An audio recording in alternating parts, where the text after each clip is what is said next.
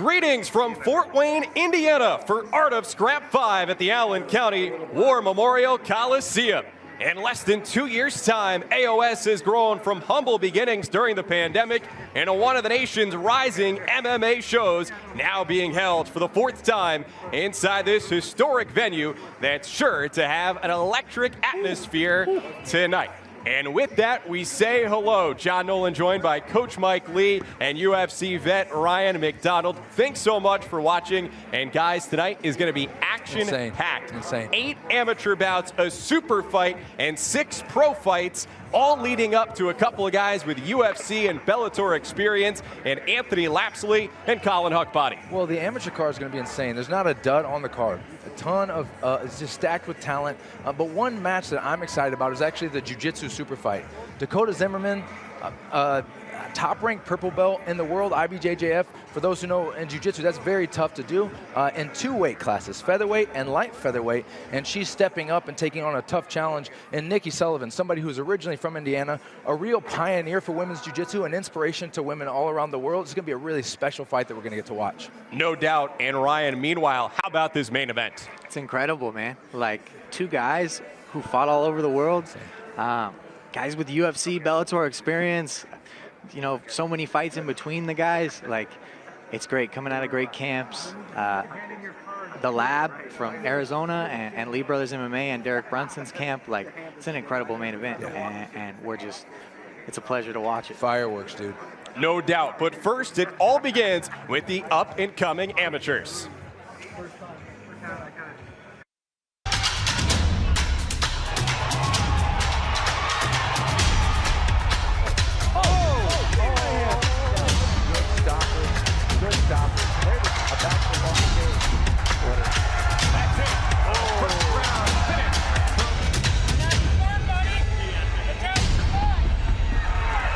Power shots coming down.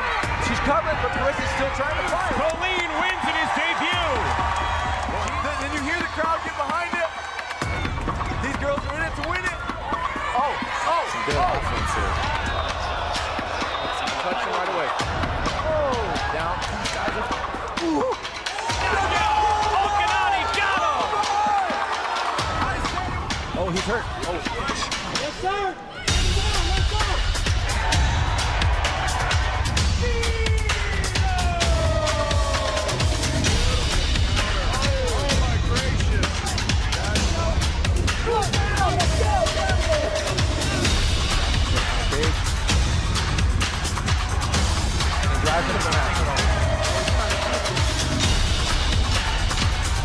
And there's the tap. Wow.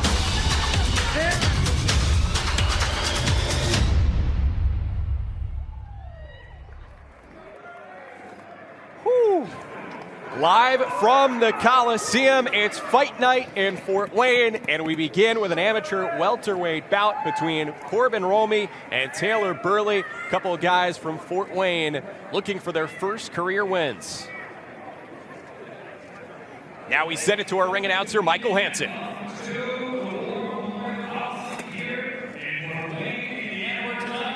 We are proud to present to you Art of Scrap 5, an evening of world-class MMA for your entertainment.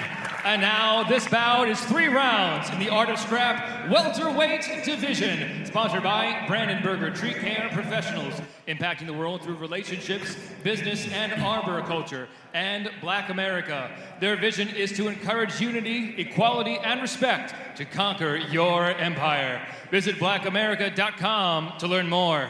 And now, ladies and gentlemen, introducing to you first, fighting out of the red corner. Wearing black trunks, he stands 6 feet 1 inches tall. He weighed in officially at 169 pounds. Fighting out of Fort Wayne, Indiana, Corbin Romey.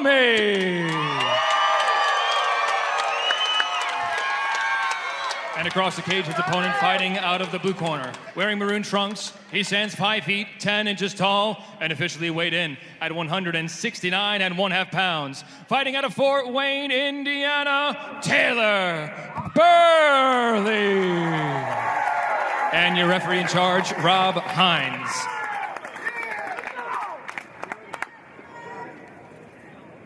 Yo. The theatrics, they're already here. Yes, the stage is set. Let's go. Burley is taking a nap over there. Right. Snaps out of the zen, and here we're ready to scrap. It's going to be an epic night in the Summit City. Art of Scrap 5 underway. Now, the last time we saw Burley, he got clipped and sat down in about 8 seconds. But his first fight was better, but he got touched behind the ear. It looked like he kind of bowed him there, but now quick to the pressure on the cage.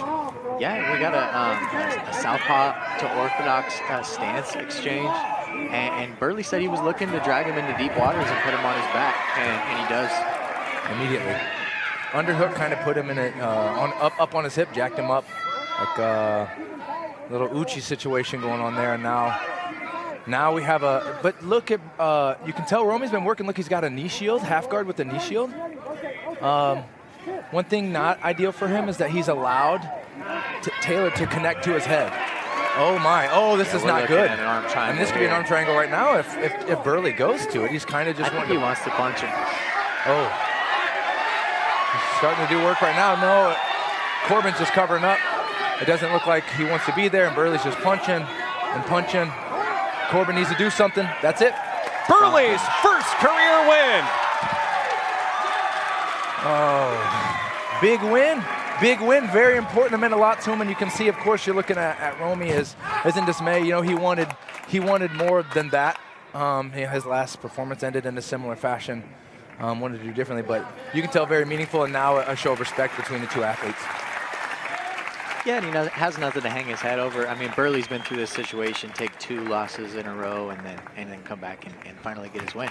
Those first 2 losses for him, both coming and fights on short notice. So this was the first time he was able to have a regular full fight camp, and it pays dividends. 100%. 100%, and that's a great note that you make. We didn't have time to make that note. His first 2 fights were on less than a week notice. Yeah.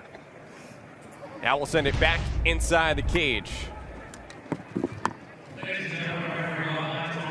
Contest at 1 minute, 6 seconds of round number 1 for your winner by TKO, Taylor Burley.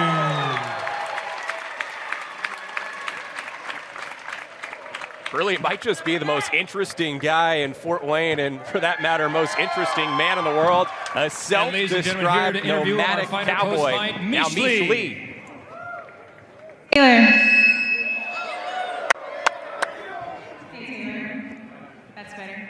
This is your 3rd time fighting for AOS, your first win. Tell me what's going through your mind right now. Absolutely no thoughts, just emotion. Just feel great, bliss. I worked for this, and it felt like it was kind of here, and I just had to open myself to receive it. Tell me about your preparation for this fight. Lots of farm work, way more farm work than gym work, but I got the best team in the world, and I know nobody's going to fight me like they trained me to fight, so I was oozing confidence coming in here. Is there anyone you'd like to thank? The whole team of Lee brothers, Mish and Mike Lee, Chris Lee, Brandon Lee, my corner, Sammy Shreds, parents, family, love all you guys. Thanks for your support. On to the next. Awesome, let's go. Let's hear it for Taylor Burley.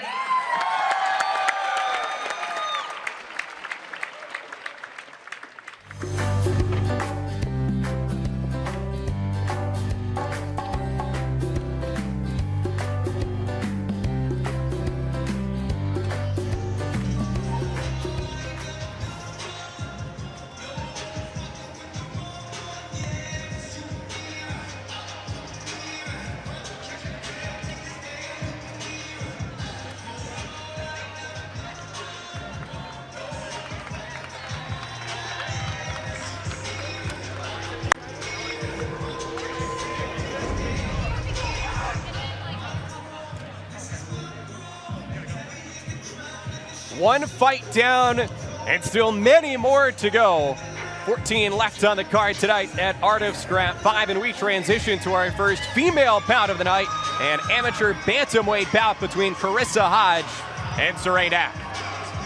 Yeah, Carissa was here on our last show. She fought Kelsey Ivers, actually, when Saray Knapp fought Britt BICKHART. And the two have just swapped opponents now. So this was about, actually, that Carissa's coach had requested when he was out here last time. He said, hey, we want to come back and we want to fight we want to fight Saray. And so we made the match almost on the spot, and here they are right now. Carissa's here. Look at her details. She has unsanctioned experience that we talked about before.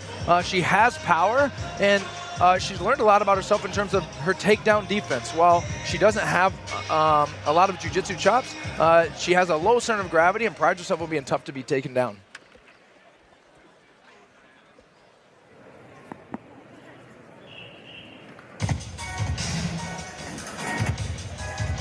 It's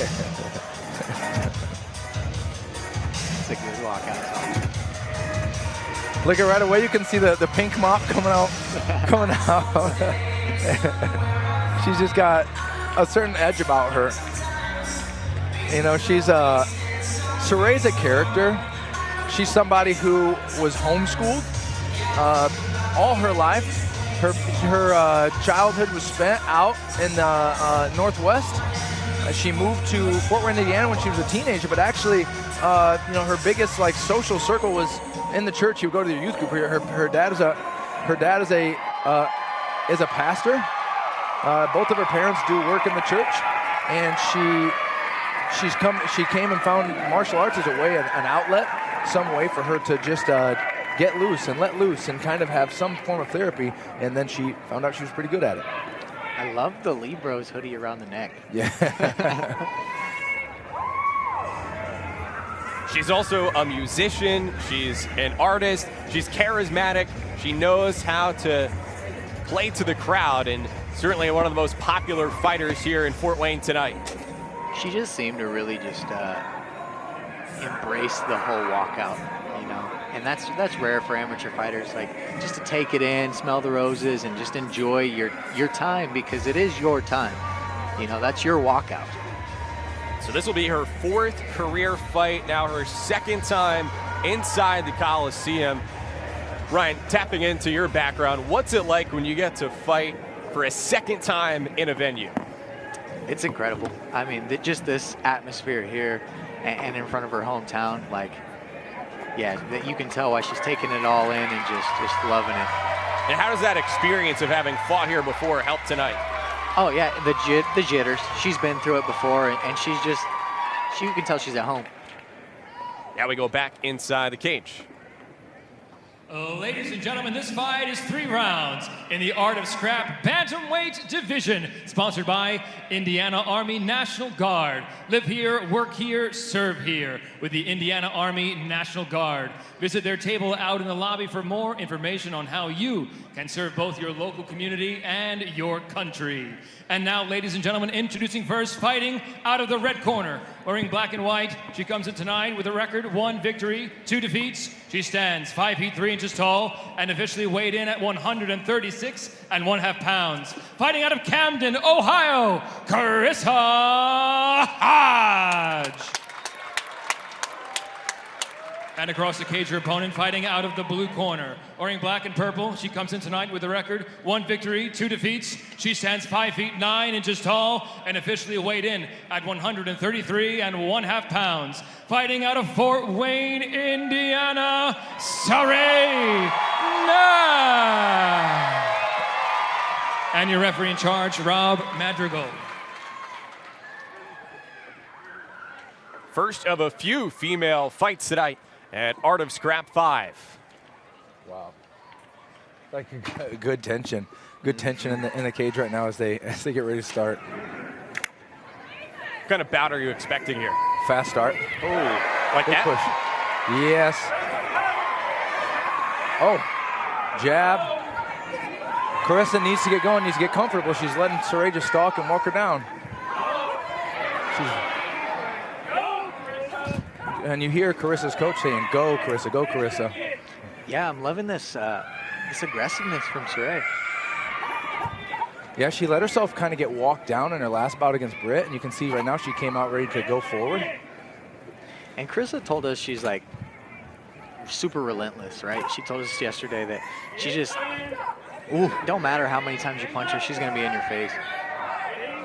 Yeah, and she's getting pushed back now. She seems a little bit less comfortable. Oh, big kick. How does Knapp's height and reach advantage factor in? It's huge because she's using her length really well, and she's staying in kicking range. You know, she's not staying close so that Carissa can land those power shots. Right, and that's the thing, is that the first part of every fight is to get safe. But the taller fighter starts safe. The short fighter has to work their way into being safe, right? Yeah. So here, oh, big! Now Saray pressured her to the cage, and now Carissa ends up on top. But I will tell you that Saray's not gonna mind this. She's not gonna mind it at all. She's gonna attack that arm, it's belly down! It's in! Tap, tap, tap! It's a first round finish for Saray Knapp. Wow. The crowd is electric right now, and you can tell that Carissa's in that mind. She felt like she didn't really get started, but wow, Saray just came out so aggressive. She did, which is, I mean, uncharacteristic, right? I mean, normally she's kind of a slow starter, likes to feel it out, and then, but her striking tonight, she just stayed in the perfect range and kept her at distance. Didn't let her, and there she goes waving at the crowd, and the crowd's responding. The pink mop looked like an anime character there, gets it done. Let's take a look at a replay. Did she just touch her out that range that you talked about? That jab. It's had her uncomfortable. Hodge said she went through her camp not actually realizing Knapp's height. She thought they were going to be more similar in size, and looks like she didn't have quite enough time to make the adjustments necessary. And I heard that detail, but look at this beautiful belly down armbar. And once she connected to it, it was, you know, all she wrote. Ladies and gentlemen, our referee, Rob Madrigal, called a stop to the contest at 1 minute 30 seconds of round number 1. For your winner by submission via armbar, Saray Knapp. I'm here with the winner, Ray MMA.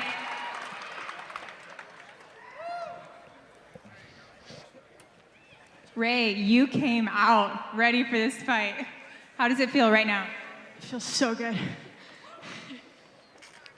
Tell me about your preparation. Tell me about your plan.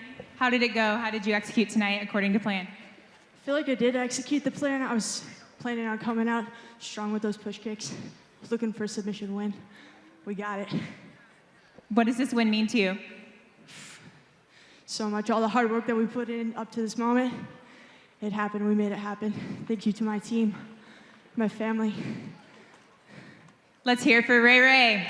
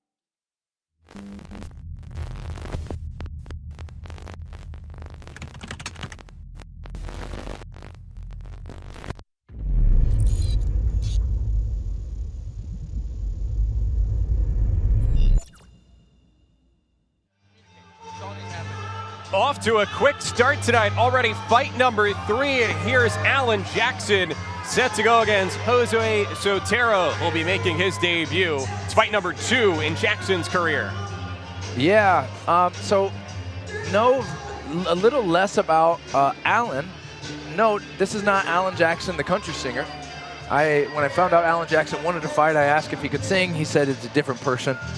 Know a little bit less about him, but he got off to a slow start his first fight, took a loss, and was eager to get out here and redeem himself against Sway Sotero. And I would guess that you will hear a response from the crowd tonight for Sway Sotero. Mexican flags already coming out. Yeah, the Mexican flags are already coming out, and that's if I'm filming the stinking Mexican flags, it's a lot of flags in the crowd right now as Sway makes his walk, and here he comes. He shows up in the Mexican flag. Cousin of Jesus Colin, who we'll see later tonight. Colin made his debut here back in April. A lot of pop in the building when he earned a win. And now Sotero trying to follow. Yeah, and you hear the response and the focus. You see he has a wrestling background, competed at Wayne High School. He played soccer and ran in high school, and he attended AOS 3 as a fan. He started jiu-jitsu around that time, but noticed right away when he hit the mat and doing jiu-jitsu, he's pretty savvy. But he's one of those guys who's just a dog, and he brings that Mexican fighting spirit when he comes. Yeah, that's what he said. And he said that he was here at AOS 3 and just loved the atmosphere, and that's what motivated him to train. As you see there, also Anthony Lapsley, who's going to be in our main event, just came out and showed him some love. So he's getting that kind of tutelage from somebody who's been here. Right. Yeah, what do you think that does for you confidence-wise as a fighter? Here set to make your debut, you've got a guy who's fought in UFC going out of his way before his own fight to show you love. Right. I mean, I'm sure his confidence is as high as ever because, I mean, not just that, but all of his high-level training partners, and the kid just listens so well. And yeah, he's just confident, and sure of himself. And with that, we'll watch the narrative of this fight play out. We had a couple of folks miss weight yesterday, and Alan Jackson was one of those. If you take a look, you see he weighed in at 159.5, missed weight by 4.5 pounds. Sway makes weight. So you always look at a fighter who loses on the scale, and you ask the question, can you bounce back and not let that defeat roll into another defeat? You know, it's a lot to have to deal with beating your opponent, but now to overcome that loss, and you as a fighter missing weight, it takes a toll on you. Yeah, 100%. I mean, some do it on purpose, and some do it and lose, you know, on the scale and have to redeem Ladies themselves. and gentlemen, this fight is 3 rounds in the Art of Scrap lightweight division, sponsored by Exquisite Energy. We have the Feel Good Vibe, healthy shakes, energy bombs, and an array of other healthy drinks. Also sponsored by LTD Property Group, a local home buyer that purchases properties as is, with no inspection, no appraisals, and no fees. You can take what you want and leave what you don't. Call 260-222-7067 for a cash offer today. And now, ladies and gentlemen, introducing to you first, fighting out of the red corner, wearing black. He comes in tonight standing 5 feet 8 inches tall and officially weighed in at 159.5 pounds. Fighting out of Warsaw, Indiana, Alan Jackson. And across the cage, his opponent fighting out of the blue corner, wearing black trunks. He comes in tonight making his debut. He stands 5 feet 8 inches tall and officially weighed in at 155 pounds. Fighting out of Fort Wayne, Indiana, Josué Sotero. And your referee in charge, Rob Hines. Whoo! There's the response. Yeah, good response for Alan Jackson, too. Yeah, nice little pop in the arena. And here they are, locked in, ready to go. Couple of Northern Indiana guys squaring off in the fort. Well, let's get a fight to maybe go out of the first round. Ooh. Right away, a jump kick. Good. Jackson pushed to the cage. Sway looking to pull out the back. Now this is where Sway wants to be, which I was just surprised that's where Jackson went with the rush. Yeah, one with that headlock, and those are always risky. Yeah, and Sway is savvy here. Sway's jiu-jitsu is a jiu-jitsu white belt, but he's very savvy. So this is certainly a place where he wants to be. You can hear Jackson's corner say, dump him off, dump him off. I like the immediate seatbelt. Oh, it's in. It gets tight here. It's in. Oh, all the way in. With the body triangle, he's squeezing. He's tapping. Tap! Oh, man. Woo! Sotero victorious in his debut. The crowd goes nuts, man. Love this kid. Man, we're going to see a fight maybe get out of the first round. I felt like this was an evenly matched fight, but the way that it went, Sway started fast with a push kick, and then Jackson pushes forward and just rushes him to the cage, and then we're in Sway's world, and he just cinched it up, and here he is wearing the flag, pumping the crowd. Walk us through the replay. Yeah, it looked like the push kick invited the clinch. And then a headlock led us to this position. Yes. And I think the moment it got tight on the choke, he just bailed back, tried to get himself out of there. Kind of just came out with kind of will and passion, and I really love the position. Ladies and gentlemen, your referee, Rob Hines, called the stop to the contest at 48 seconds of round number 1. For your winner by submission, via rear naked choke, Josue Sotero!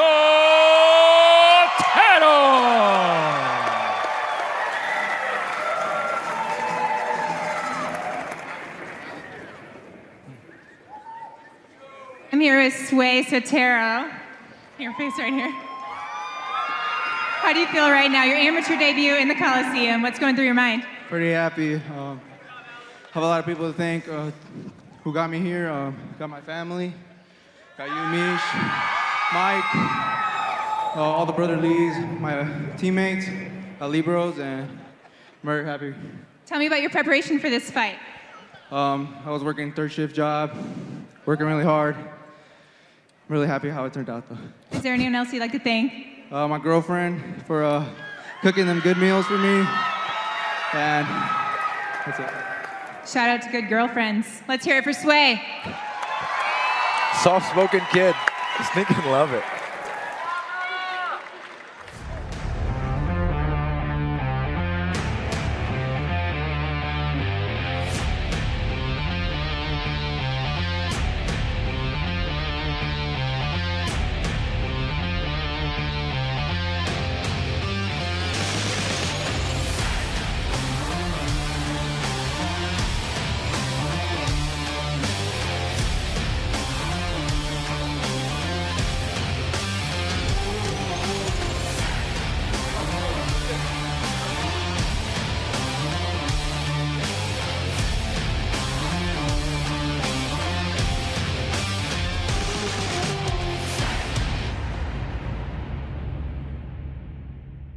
Want to win free front row tickets to Art of Scrap 6? Enter our giveaway. Step 1, follow Art of Scrap on Instagram or Facebook. Step 2, post today and tag us. Every post is an additional entry. Just make sure you tag us at Art of Scrap. Winners will be announced next week.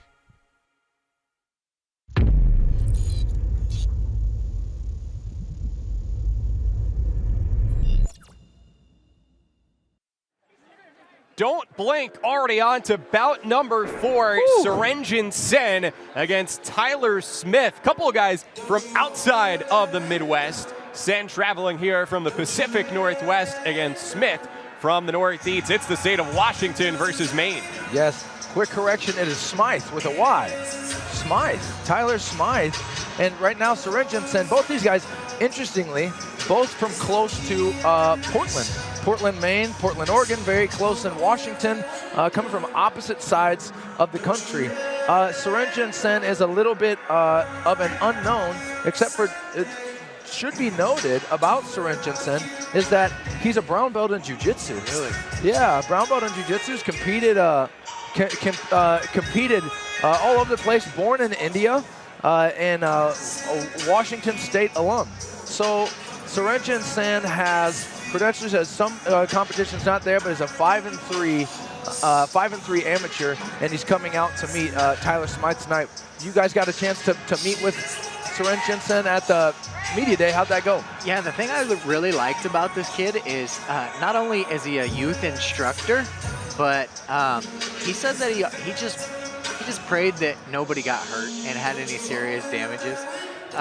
So he's just a sweetheart, but I mean, coming with a record of 4-1, you know he's got to have some skills and a brown belt in jiu-jitsu. So yeah, and you're correcting me that his opponent's name is actually Tyler Smith, although spelled like it would be Smythe. Right, that's what Tyler told us on Thursday, and for Sen here. His career as an amateur went off track a bit as a result of the pandemic, and consider again being in that Seattle area where there were more restrictions for a longer period of time than other parts of the country. He lost more than a year of training, but feeling good about where he is right now.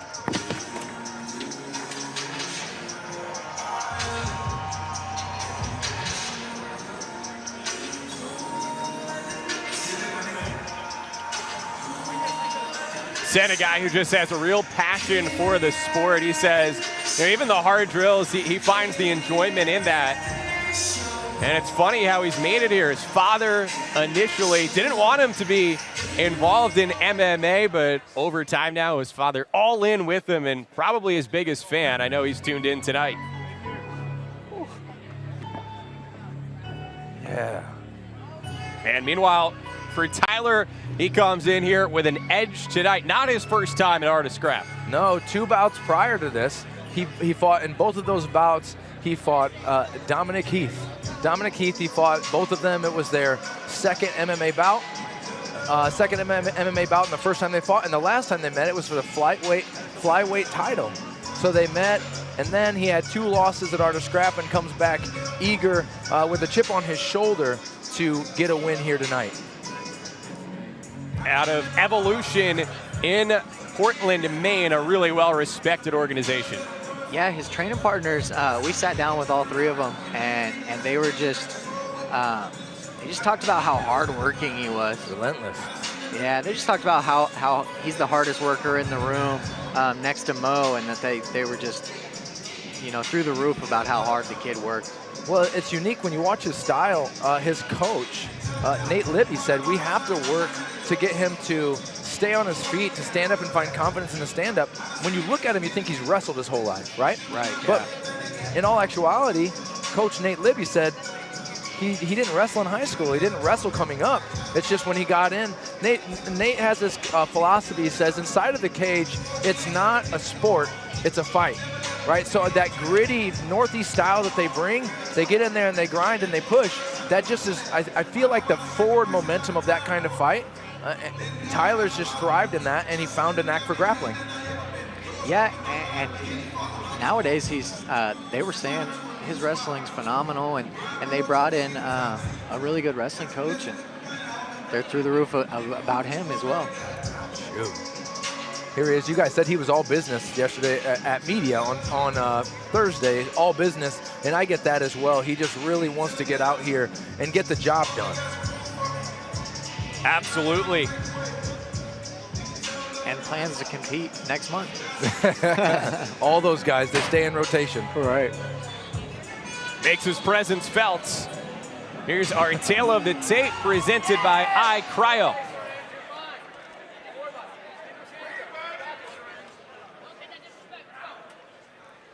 Ladies and gentlemen, this fight is 3 rounds in the Art of Scrap Flyweight Division, sponsored by Bright Signs, your custom business signage and marketing partners. Focus on your first impression. And sponsored by Lee Brothers MMA, a gym for all who want to be healthier, more capable, and more dangerous. And now, ladies and gentlemen, introducing to you first, fighting out of the red corner, wearing red. He comes in tonight with a record, 4 victories, just 1 defeat. He stands 5 feet 5 inches tall and officially weighed in at 128 1/2 pounds. Fighting out of Seattle, Washington, Surrenton Sen.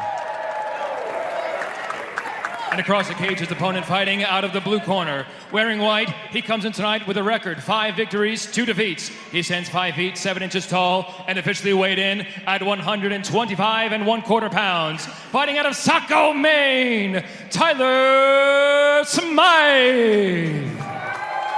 And your referee in charge, Rob Madrigal. So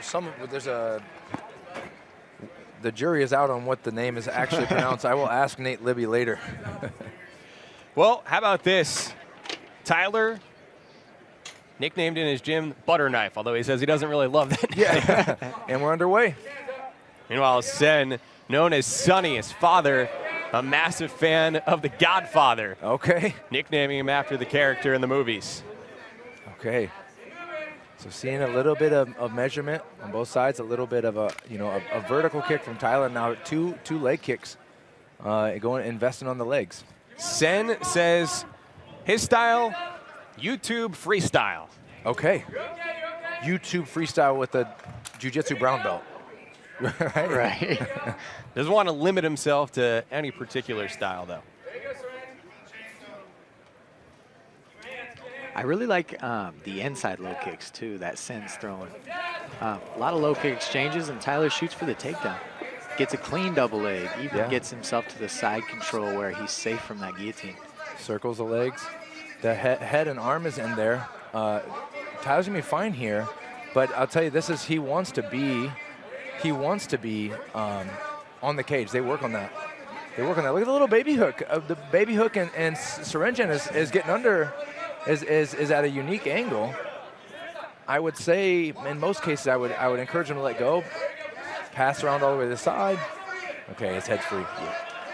Now what I had started to say is that at Nate Libby's gym at Evolution, cage wrestling is that's their art.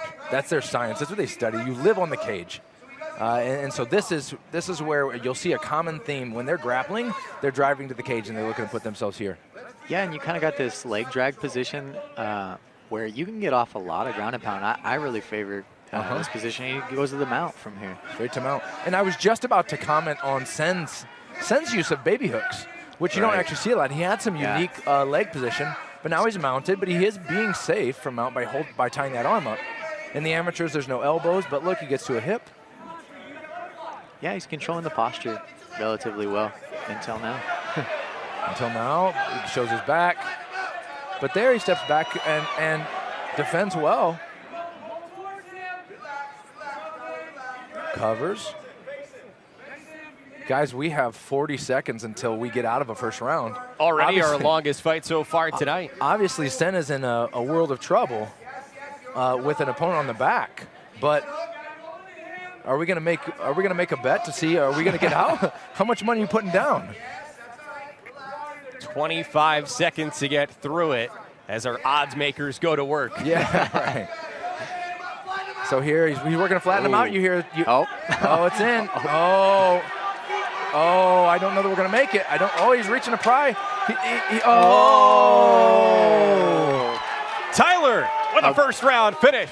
A buzzer beater. First round finish. I don't know if Sen knew how much time was left, but it was a great submission. It was locked in. It was very deep, and you could see Sen reaching to track down the hands to pull it, but it was a great choke. Mission accomplished here for Tyler and his third go-around at Art of Scrap. Ooh, a good overhand right gets him into that takedown. And he really just went to work from here. Yeah, there we see that little tie. Sen did some good things on the ground, but ultimately here is not even quite centered on the back, right? A little bit off, but he's just got great squeeze. Just such a squeeze, yeah. Polishes it off. He's got a big frame for 25. Really stout shoulders. I'd say he lifts 225. Wow. Multiple reps. Bench press? My God. Ladies and gentlemen, your referee, Rob Madrigal, called the stop to the contest at 2 minutes, 52 seconds of round number 1. For your winner by submission via rear naked choke, Tyler Smythe. Tyler Smythe here, all the way from Maine. How are you feeling? Congrats on your win. Thank you. I feel much better now. I got my hand raised again.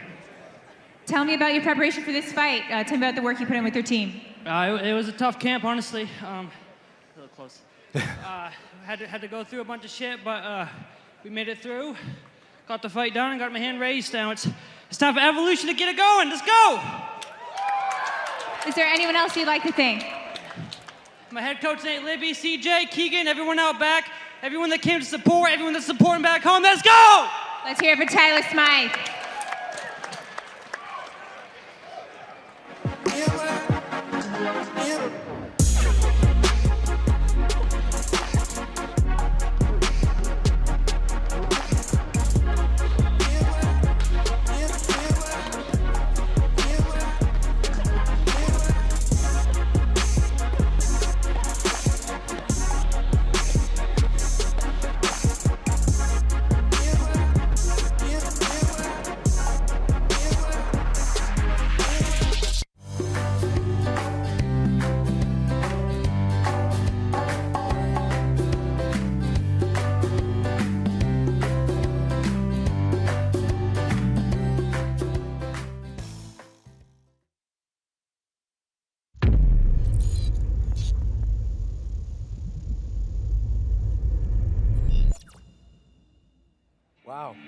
already halfway through the amateur portion of tonight's card. Yeah. Faster than we expected, huh? Well, yeah, I think that I was just telling Ryan while we were on break that, there the kids are going crazy, some of which are actually mine.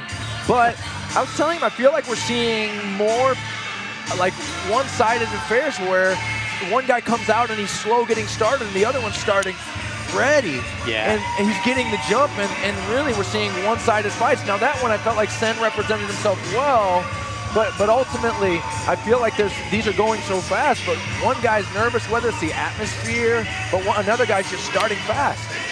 Well, Gabe Urett, who comes out first here early on in his career so far, undefeated at 3-0. Bright lights, big fights. You know, I seen Gabe earlier at the mall. He's just strolling through the mall, cool as a cucumber, just, what's up, man? You know, just having a blast. And you could tell how calm he was just from that interaction. And says he's the fastest man alive, right? Yeah, he said that. We got that from the last one. But it says, as a three-sport athlete, we see he's an athlete, and we commented on that. When he made his debut at Art of Scrap, he did a backflip off the cage. And I really think I literally just said, oh, there's a backflip off the cage. And I think I was just processing out loud, like, wow, he did that. You know, it's one thing you're doing that in your gym, you're practicing. I don't know if they even have a cage at their gym. He was just like, I'm going to do a backflip off the cage here. And it was... That's his first time ever. Yeah, for him, the three sports being football, basketball, and baseball, but now really taking to fighting. Guys like that are always, you know, interesting. Ryan, we talked about with you played basketball in high school, right? And sometimes that means when you translate to fighting, you don't come in with a lot of habits, right? Sometimes you come in from wrestling, you have a lot of wrestling habits, they're great, it translates great, but an athlete like this, you don't know how good of a wrestler he could have been because he was playing other sports. Yeah, I credit it to footwork, you know, like basketball footwork is definitely helped me be better at footwork in the cage. And when I watch Gabe, it's the same thing. He's got great footwork, he's switching stances, he's moving his head, he's feeling himself just like he would in a basketball or a football game. Yeah, and he looks so confident right now.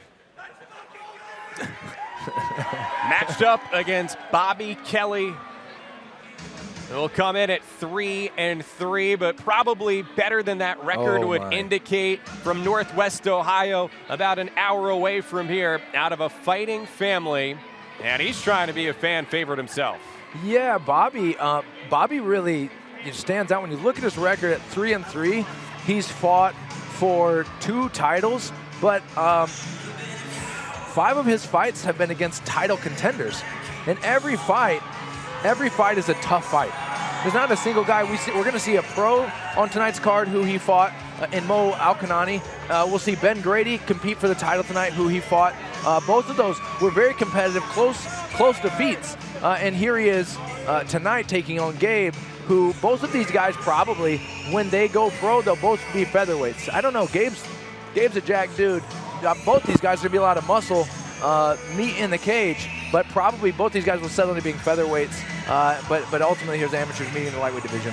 And Bobby trying to build off of a victory during the summer out in New England.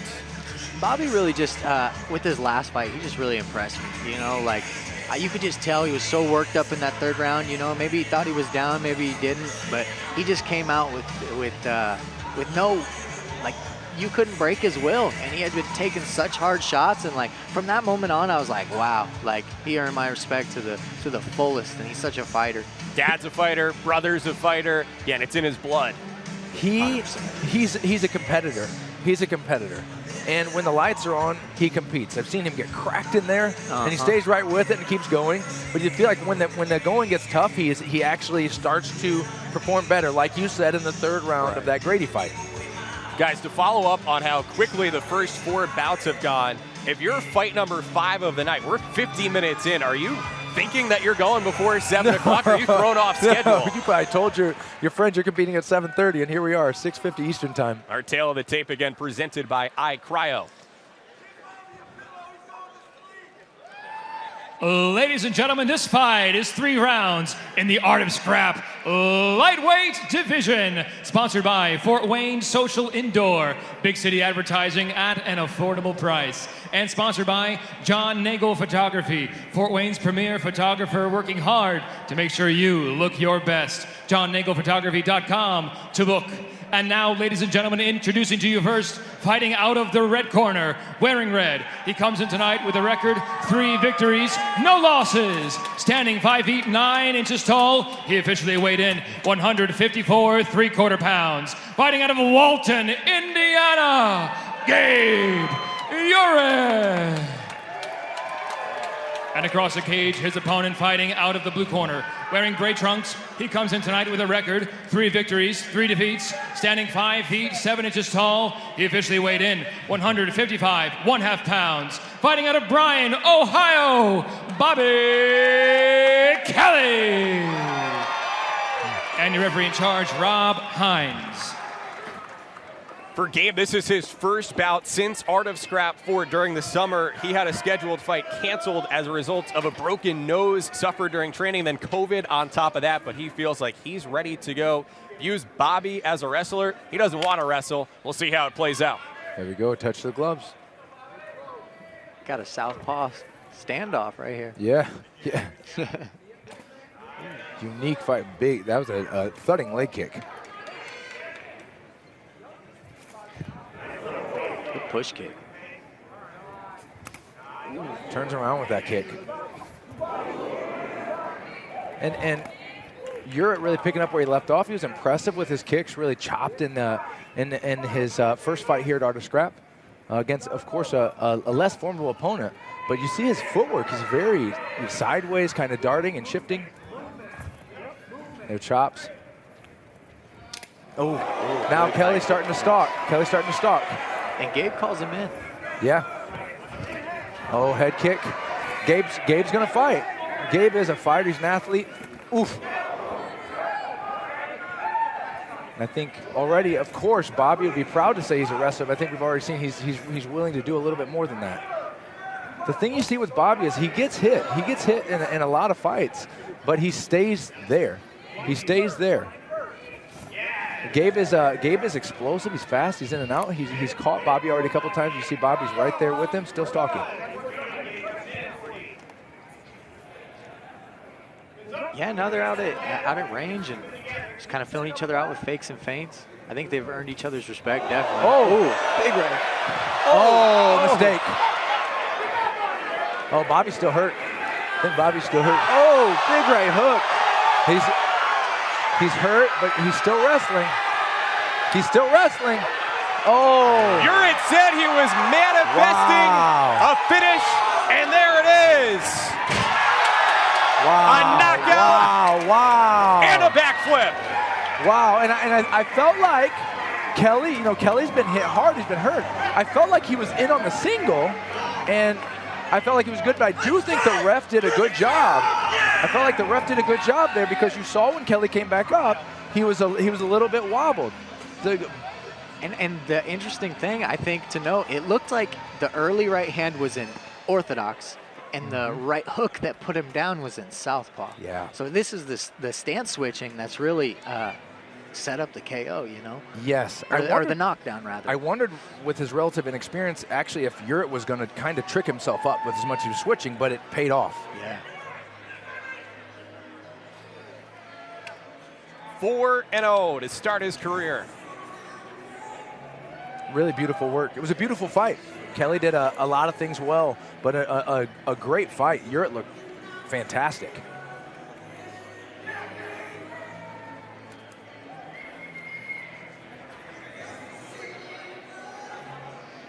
And the trend continues. First round fights. First round fights. Ladies and gentlemen, your referee, Rob Hines, called the stop to the contest at 1 minute 45 seconds of round number 1 for your winner by TKO, Gabe Ure.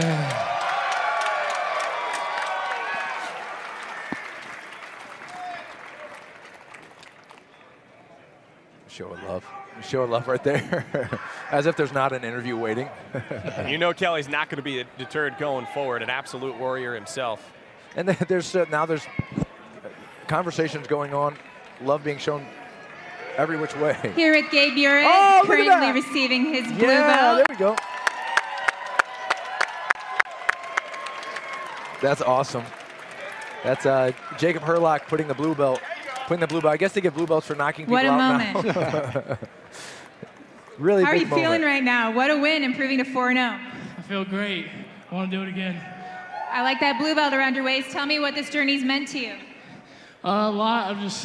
I'm grateful to be spending time with the guys, and I don't know. I love this. I want to keep doing it. Is there anyone you'd like to thank? My teammates, all these guys standing up in here, everybody who helped me get ready, my family. Thank you to them. That's it. Let's hear it for Gabe Urett.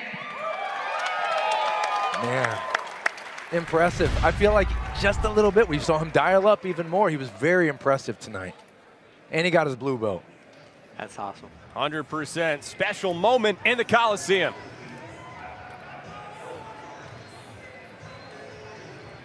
Are you ready to sell your house without appraisals, realtor fees, cleanup, or inspections? Call LTD Property Group now. We're the Fort Wayne guys that'll buy your house as is. Take what you want, leave what you don't, including your non-paying tenants. For a no-hassle sale of your house, call LTD Property Group today. Want to win free front row tickets to Art of Scrap 6? Enter our giveaway. Step 1, follow Art of Scrap on Instagram or Facebook. Step 2, post tonight and tag us. Every post is an additional entry. Just make sure you tag us at Art of Scrap. Winners will be announced next week.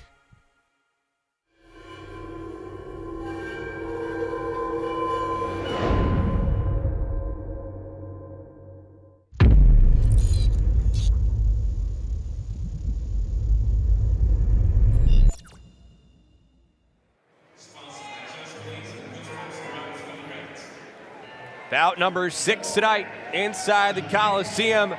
Britt, BICKHART, and Kelsey Ivers. This is an amateur fight. Feels like it could be pro caliber. So this fight is at a catch weight, which is the only reason that this fight is not for a title.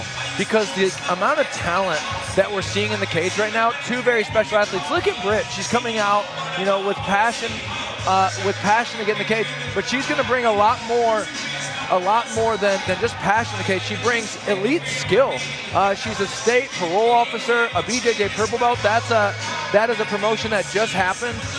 And then she celebrates wins with a white claw. That's important to her.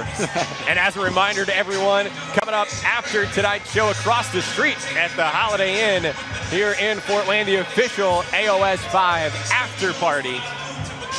And yeah, you already know what BICKHART's game plan is. Oh, you know what? She was fantastic in her debut against Saray, and we saw how good Saray just was against Carissa Hodge.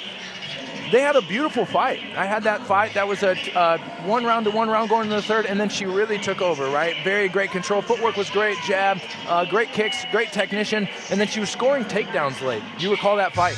Yeah, and her movement, I was really just astonished by her movement. You know, she kept in motion the entire fight, kept feigning, kept faking, popping from the outside, and just controlled the fight, really. And yeah, just started to mix in her takedowns. It was at the end of the round. So I felt in her last fight that with Saray, that she was taking her down to nullify the jiu-jitsu in the last moment. Yes. Like 10 seconds, When she couldn't get into seconds. it. Yeah. Absolutely. Very intelligent, high IQ fighter. Yeah. Yeah, she's trained with UFC fighters before herself. Yeah, I believe Jessica I think so. And here we see Kelsey Ivers. Now, we're going to see two different kind of athletes, okay? This is a very different fight. We mentioned it's a catchweight bout. Eventually, Kelsey wants to make it to 135, but she started this cut from 165. So you're going to see an athlete in Britt who is a lot side to side, very quick with her footwork, but you're going to see a very powerful athlete. She steps in. She played college basketball at Indiana Tech. She's a BJJ blue belt and a BMT orange belt, a Bang Muay Thai orange belt. I'm really interested and curious, since this bout got scheduled, not only was I excited, but very curious to see how those two style of athletes are going to play out. Somebody more stalking, powerful strikes versus somebody who's more salt and pepper. And she schooled you and I in 21. Yeah, we were playing 21 yesterday after the meal post a weight cut, and she won the game of 21. I mean, no offense to you guys, and I know you both have basketball backgrounds yourself, but yeah, no surprise at Indiana Tech, that's a national powerhouse in the NAIA. and now she has transitioned into her MMA career. Absolutely. She picked up confidence coming out into the summer. She won here, and then she went out and she won the summer slam. Really dominated, had a 10-8 round in the first round of her fight, and then she took over and finished by submission there. So she's bringing a lot of confidence in here to this fight, and I'm really excited to see how it plays out. I think they're trimming her nails right now is what's happening. Both these ladies are big for the weight class, and just tall, you know, tall, long, athletic women.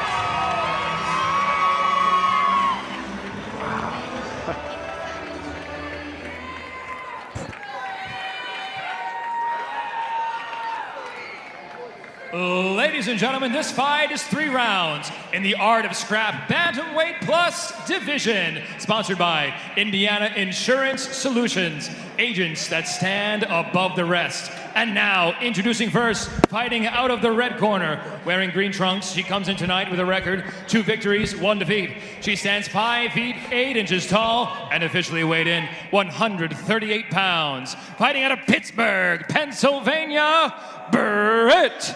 BICKHART. And across the cage, her opponent, fighting out of the blue corner, wearing black trunks. She comes in tonight with a record, 1 victory, 1 defeat. She stands 5 feet 9 inches tall and officially weighed in 140.5 pounds. Fighting out of Vincennes, Indiana, Kelsey Ivers. And your referee in charge, Rob Madrigal. Wow, excited to see how this one plays out. Amateur bantamweight bout here. BICKHART, Ivers. Nice to hear Britt get a little pop coming over from Pittsburgh. Yeah, the crowd's definitely recognizing her skill. Yeah, that's 5-6 hours away. Yes, they both trade kicks right away. Wow, Kelsey really stalking. Will this be our first fight tonight to go more than 1 round? Did anybody want to put money on the table? I mean, we said off the broadcast that, we thought so, but man, they're both coming out hungry. Kelsey's really stalking, but Britt looks focused. Flicking those kicks. A lot of stance switches from Kelsey. Nice, and you see immediately when Kelsey's throwing those kicks, she's kind of throwing through the target. Britt is kind of flicking those. Like we talked like salt and pepper. She kind of chopped at it, pulled it back. Yeah, she said she was really working on her speed, and she said she felt slower her last fight here in AOS, and I was like, I didn't see that. Oof, no, I didn't at all. We actually slowed her highlight down on the pre-fight buildup because she was moving so fast. We had to fit into a certain second allotment. Okay, big pressure to the cage. That was a minute 53. Minute 53 on the clock when she pressured her to the cage and punched her to the body. Britt's doing a great job of controlling that bicep. See her with that hand on the bicep just to control that punch. Yeah, she's not allowing that underhook to come in. No. She doesn't want double underhooks here with Kelsey. Power, you see Kelsey's hand is like posted there on the cage right there. She's posted that has an underhook and the hand post. It's very tough to clear that. No fingers in the cage, she's fine, but she posts the hand into the cage. Yeah. Good knees to the legs too. Yep. Now Britt's working to scoot down the cage, scoot her butt down the cage. But she did go square there for a second. Now we see that she is angled where she wants to be. Gonna get long, go long and make it difficult to connect the hand. So she's jacking her up, dragging her up. Ooh, wow, good Chase, throw on the exit. You love that. No clean breaks. And Kelsey is eager to punch. Okay, Britt jabs out of that exchange. Good body shot. Yeah. Oh, she hurt her there. Ooh, big kick from Britt. Big kick from Britt. These girls are throwing. They are. And you saw when Kelsey hit Britt, she reacted a little differently than she did when Soraya hit her. You know, less of a smile and more acknowledge it, and then she fired that powerful kick to the body back. Love that. Both these girls are not wanting to give an inch. And you can hear both of them call, like, oh, oh. And that's very similar. 20 seconds to go. First round. Then she's working the pass. Kelsey coming up. Tripod. She's reaching for the choke. 10 seconds. No! Oh. With seconds left. Good finish. Big finish. And here I am. You can hear our response to the fact that we all thought we were going to get out of the first round. We all thought we were going to get out of the first round, and lo and behold, another first round finish. I believe that we must have been within 3 seconds of the bell. Yeah, the rear naked choke steals it again. Steals it again right there. Beautiful finish. I don't think that the hooks were in. No. Because Kelsey was tripoding up, and the choke just got in. Got in.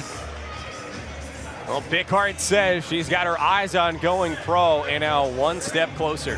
Absolutely, it was a beautiful performance by both girls. The fight was back and forth, and here we look at a replay.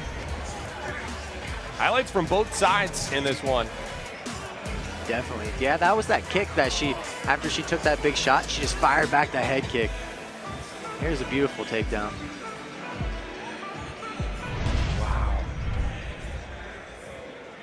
Ladies and gentlemen, your referee Rob Madrigal called the stop to the contest at 2 minutes 53 seconds of round number 1 for your winner by submission via rear naked choke, BRITT BICKHART.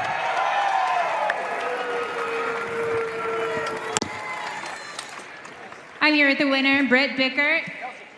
Hey Britt, second fight in AOS, second win. How are you feeling right now? Oh, I feel amazing. I mean, I knew she'd be tough, so I really prepared for this one.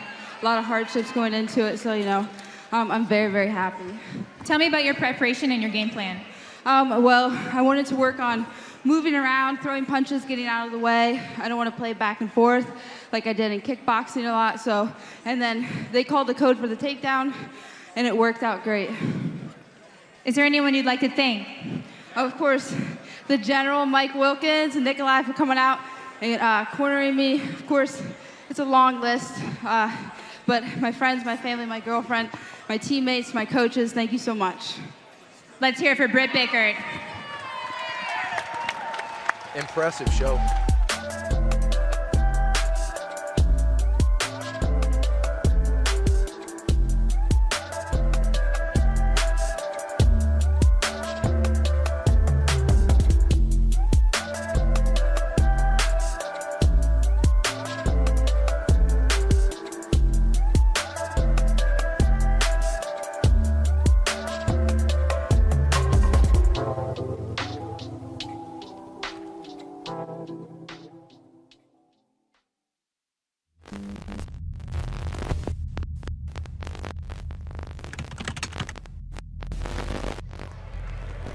Wow. Through 6 bouts, yet to see one make it to the second round, but perhaps this could be it. It'll be Fort Wayne's Jesus COLLIN against Julian Connerton out of Maine, set to make his debut. Well, this one is certainly a wonderful fight. You're going to hear the fans really respond to Jesus when he comes out. But I want to go back because I feel like I owe Britt's fans an apology, because right at the end of that round, my heart is all in the idea that we're going to make it to the second round. And when we get to finish, I yell, no, because I thought we finally did it. So, yes, I think this might be the one. Congratulations, right. BRITT BICKHART. Wonderful fight. And here is Julian Connerton coming out with Nate Libby. Nate Libby's first fighter, Tyler Smith, got the win. And now Julian is making his MMA debut. Important to note, played football, and what I was going to say was he had 4 bouts prior to debuting in MMA. So Nate is very strict with his fighters. When they're going to go in MMA, you need to be prepared at a certain level, and so you're going to do a lot before you go do that fight. So this has been on the calendar for a while, and in the meantime, he's been doing boxing bouts and Muay Thai bouts to prepare himself to come meet Jesus COLLIN tonight. Yeah, he just had a lot to say about you know, like how excited he was. He's like, there's something about punching somebody and, you know, taking them down and ground and pounding and using jiu-jitsu. He's just like super excited to test himself in MMA. And, you know, that kickboxing experience, that helps, man, because it's gonna, he's been here before in a different situation where he's had a crowd watch him perform. And so it's just a little different. It's a different sport, but. Yeah, and he feels confidence based off the fact of the guys who he trains with, like Tyler, who won earlier. And we heard Tyler when he closed out his post-bout remarks, he was imploring his teammates from Evolution to follow after, and we'll see if Julian can. He's a New Jersey native. We pointed out how he has a football background, went to Maine with the idea of playing college football. Another situation where COVID really threw things off track, but now all of a sudden his fighting career is blossoming.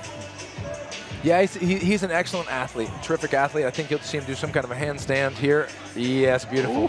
He's a terrific athlete, and he will have that in common with Jesus COLLIN when he comes in to the cage.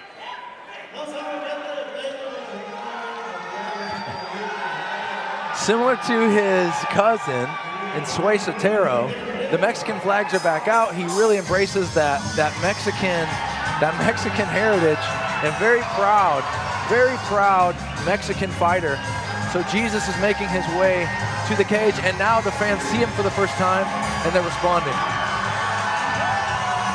Yeah, I love this man. He's just this is a second fight and second time in the Coliseum, and he's aware of the showing he's having now. So he loves it, and he was just so appreciative of his fan base and all of his family and friends. And he says he hasn't weighed this weight since probably even middle school. No, no, he hasn't. I told him we made the weight. I just said, hey, I'm so proud of you. Yeah, so proud of you. Just his journey. You can you see he's had a weight loss journey to get himself to this point. He was at a welterweight in his last bout. But we see there he played soccer in high school. Great kicker for that reason. BMT orange belt, and obviously you can tell he's a crowd favorite. He suffered a really rough knee injury that put an end to his soccer career, and that's what led to part of his weight gain. And he was up to 250 pounds before he committed himself to the gym, and now he's completely transformed and ready to put his 1-0 record to the test back inside the Coliseum. This fight has makings of being a great fight. Yeah. If I had to put money on the table, we're going to get out of the first round in this one, but these guys are both going to come out and fight in the middle of the cage. A couple of young, talented up-and-comers. Ladies and gentlemen, this fight is 3 rounds in the Art of Scrap lightweight division. Sponsored by Ridge Napa, a family-owned auto parts store with a friendly and knowledgeable team that will always meet your needs. Shop local, buy local. And now, introducing first, fighting out of the red corner, wearing yellow trunks. He comes in tonight making his debut. He stands 5 feet 9 inches tall and officially weighed in at 155 pounds. From Egg Harbor City, New Jersey, Julian Connerton. And across the cage, his opponent fighting out of the blue corner, wearing gray trunks. He comes in tonight with a record, 1 victory, no defeats. He stands 5 feet 10 inches tall and officially weighed in at 155 pounds. From Fort Wayne, Indiana, Jesus COLLIN. And your referee in charge, Rob Hines. So Connerton, he grew up right outside of Atlantic City. It's easy, I think, maybe for people watching to forget right now. These are amateur bouts to start us off. Yeah. We got the pros coming later and guys with the UFC and Bellator experience, but the energy, the atmosphere here could be confused with Atlantic City or Las Vegas. But these are amateurs. Yes. And we're off. I told you, you're going to see a lot of you. There's more than just the boxing, but the influences here are Mexican boxing and Irish boxing. And Julian comes in and makes contact right away. Just stepped in, kicked, and threw the overhand right. Now you hear Jesus crowd getting in. Crowd is into it. Colin, so popular around here. He was invited by the local minor league baseball team, the Fort Wayne Tin Caps, to throw out a ceremonial first pitch before a game on Hispanic Heritage Night earlier this year. And so far, Connerton's finding his range with that overhand right. Yeah, that turning side kick he landed too was flush. Real nice. That's a good technique. Jesus stepped in with an overhand right of his own there in the pocket. And so far, in terms of finding the range, it feels like we see, big slip. A slip and a miss. Shows his back. Shows his back. He's not accepting here, though. He's really trying to turn hard. Putting a lot of pressure. This position. He's, you know, he's trying to, looks like tripod up. Get that butt up in the air, yeah. Yeah. Find the hands down, drag down. He's controlling that choking arm, which I really appreciate too. Oh, he told him to switch the body triangle. Now Jesus is going to work to turn into him. He's going to work to turn into him. Keep that. Body triangle is almost in there. Still keeping that arm. You're working to work his head level is an important thing when you're talking about jiu-jitsu. So right now, he's in on his own single. Oh, big lift. Oh, lift, but he doesn't ground him there. Now, don't know what happened there. Got turned around in the grappling exchange. Now they're going to throw. Oh, he's stalking him down with his back on the cage. You got two strikers that end up in a grappling exchange there. I think Julian very excited to just get in and do the MMA reps, you know.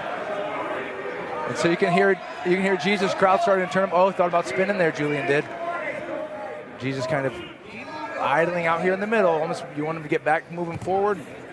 But Julian is kind of moving, backpedaling on the cage right now as well. So he needs to get moving forward too. Julian's really aware of where he's at in the cage. Yeah, and we've seen although he's back in the Yeah, you're absolutely right. He seems very aware. We have two kick attempts by Jesus where he's slipped and fallen down. So I wonder kind of what goes into that, if some sweat on the feet or what went into that. But two slips. Guys, I think it's going to happen. We're about to see our first, second round. Don't jinx it. Come on. Come on. There it is. We did. We made it. We made it. Congratulations. It's the second round.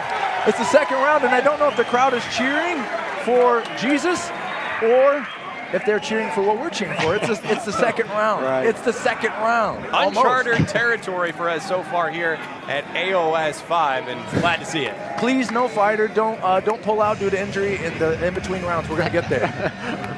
By the way, just to talk about the surface inside the octagon, I was talking with fighters before the show tonight, and they were raving about the condition of it, not slippery. Of course, now here we are, bout number 7. There could be some perspiration at that point, a couple minutes into the fight. Yeah, you never know. I've dealt with some fighters that have just really sweaty feet and can cause more, them to slip more.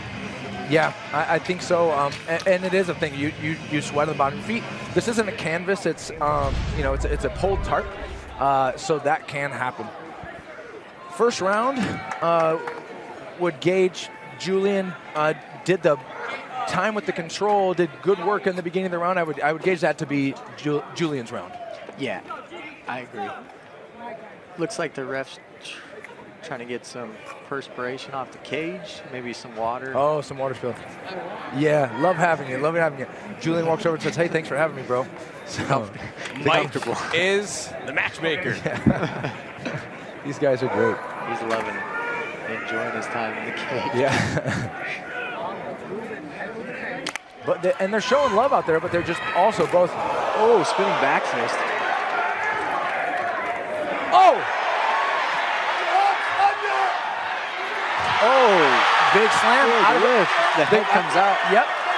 Slammed out of the guillotine, but went into the guard. The head came out regardless. He said, I do takedowns too. But Julian's really trying to push on that head, work his way to the cage. Oh, he's got that knee. If he passed that foot over like a lockdown from the top, he could hold in control. There's also a sneaky knee bar here. I'm not sure he does that, but I will say, now Julian is where his team is comfortable. They grapple well on the cage. Now, you never want to have somebody on your legs, sucking you under. Right. But I will tell you, if there's a place where the Evolution team is comfortable in the grappling, it's on the cage. Yes. On the cage. Yep. We've seen it time and time again with this camp. And they spoke about it. They spoke about it on Thursday on Media Day. There, and see, you hear him say head up. What you want to see here is you want to see head level. The head level is so essential. Jesus is going to let him up and say head level is so essential. If Jesus wanted to push him down and control him, he had to have it higher, right? So Julian, even though the takedown and control happened for Jesus, judges will score that, Julian really won that little chess match to break his head level down and get himself back up. Ooh, and a good rear body kick from Jesus. Yeah. Got me saying it now.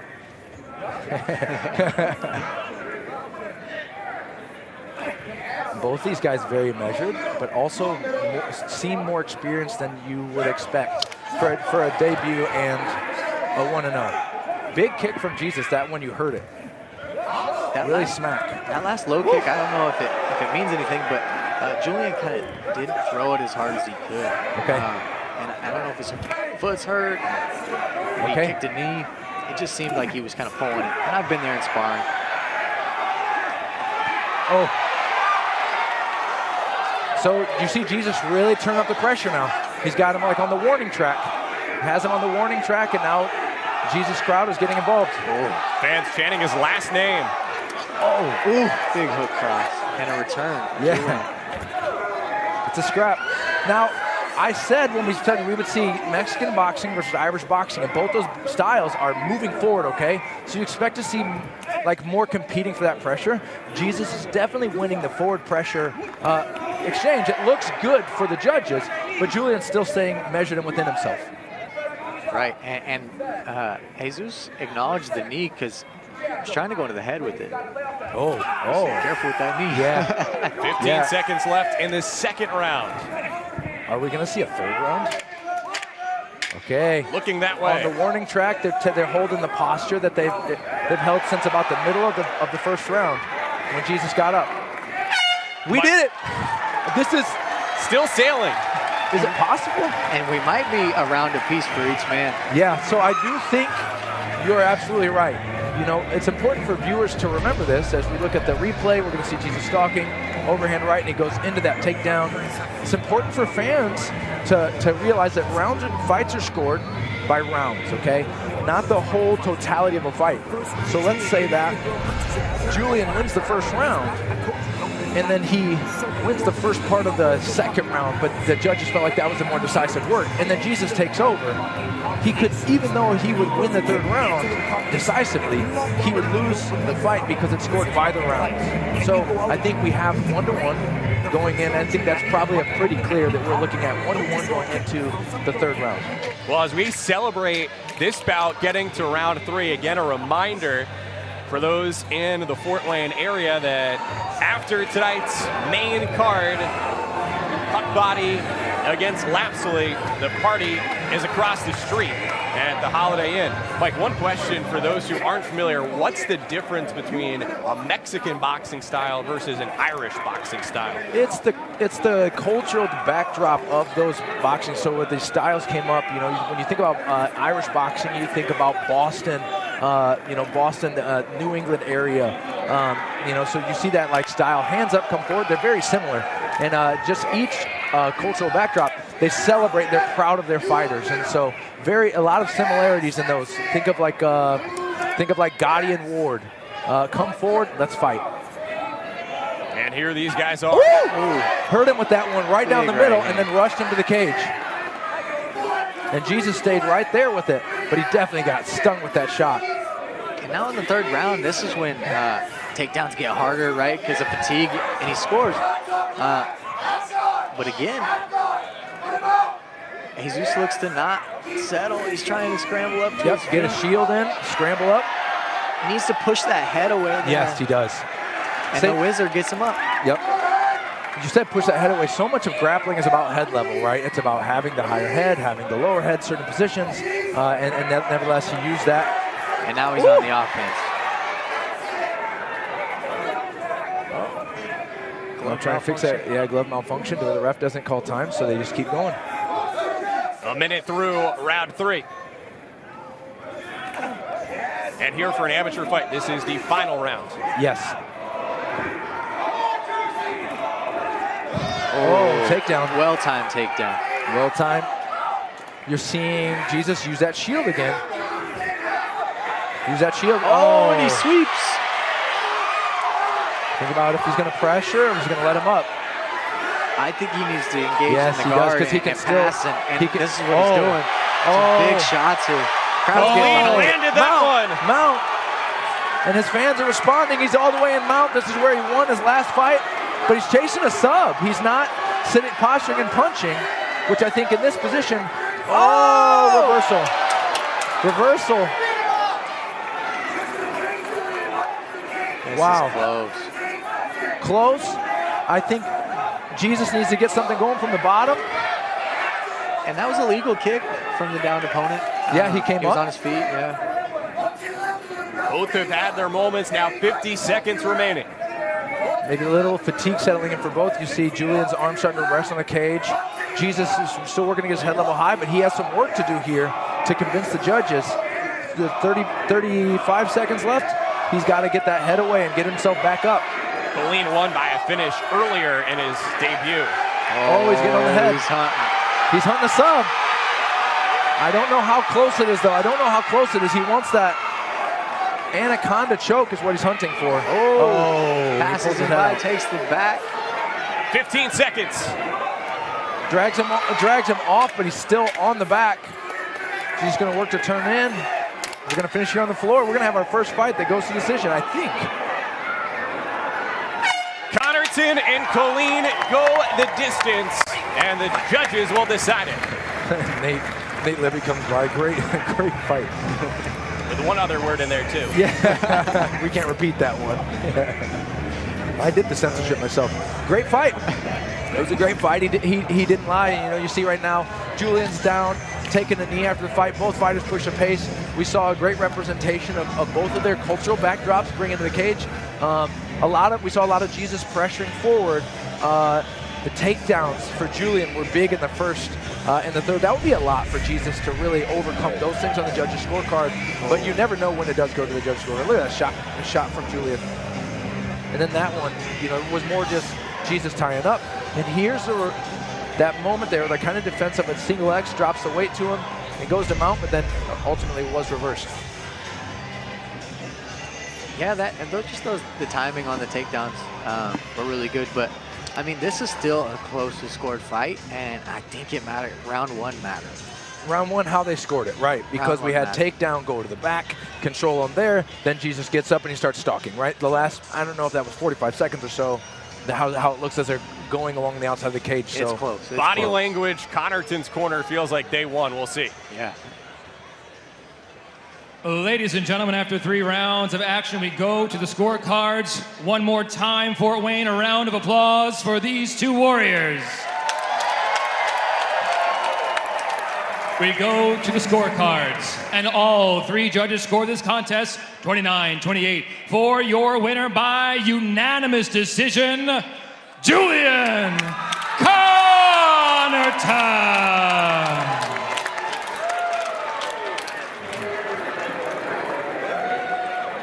The local I'm here with the winner, Julian Connerton. It's the right call. What a fight. Wow. Tell me about how you're feeling right now. I feel good, man. It's crazy coming all this way, man. The traveling was crazy and all that, but I just want to give a big thanks to my coaches, teammates, and all my family back home in Jersey. It's my biggest support system from miles away. I love y'all. Is this your first fight in the Midwest? How's it been traveling so far for a fight? It's my first MMA fight. I've had 4 Thai fights. Traveling, like I said, it was tough adjusting to it all, but we come out here and work, and that's it. It's just work. That's all it is. It's simple. Is there anyone you'd like to thank? Yeah, thank my coaches and all that, man. All the little kids was telling me to Gritty, so if you want me to hit one. Julian Connerton. And we out.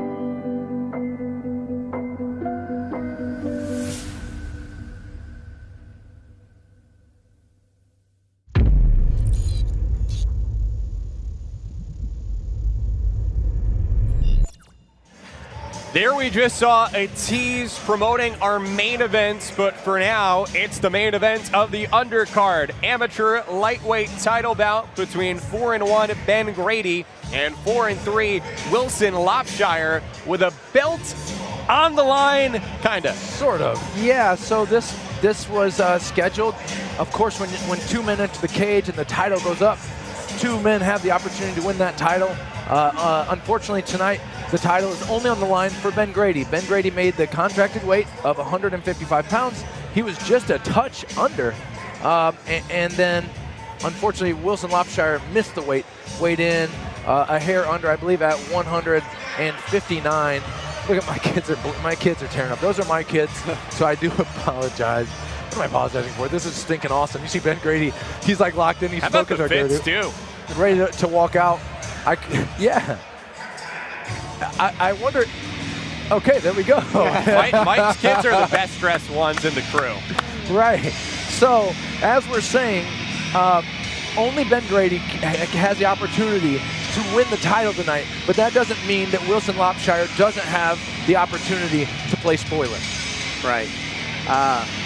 Yeah, I was talking to Ben yesterday, or Thursday, and I just love his walkouts are so different because you don't get a lot of metal in MMA for whatever reason.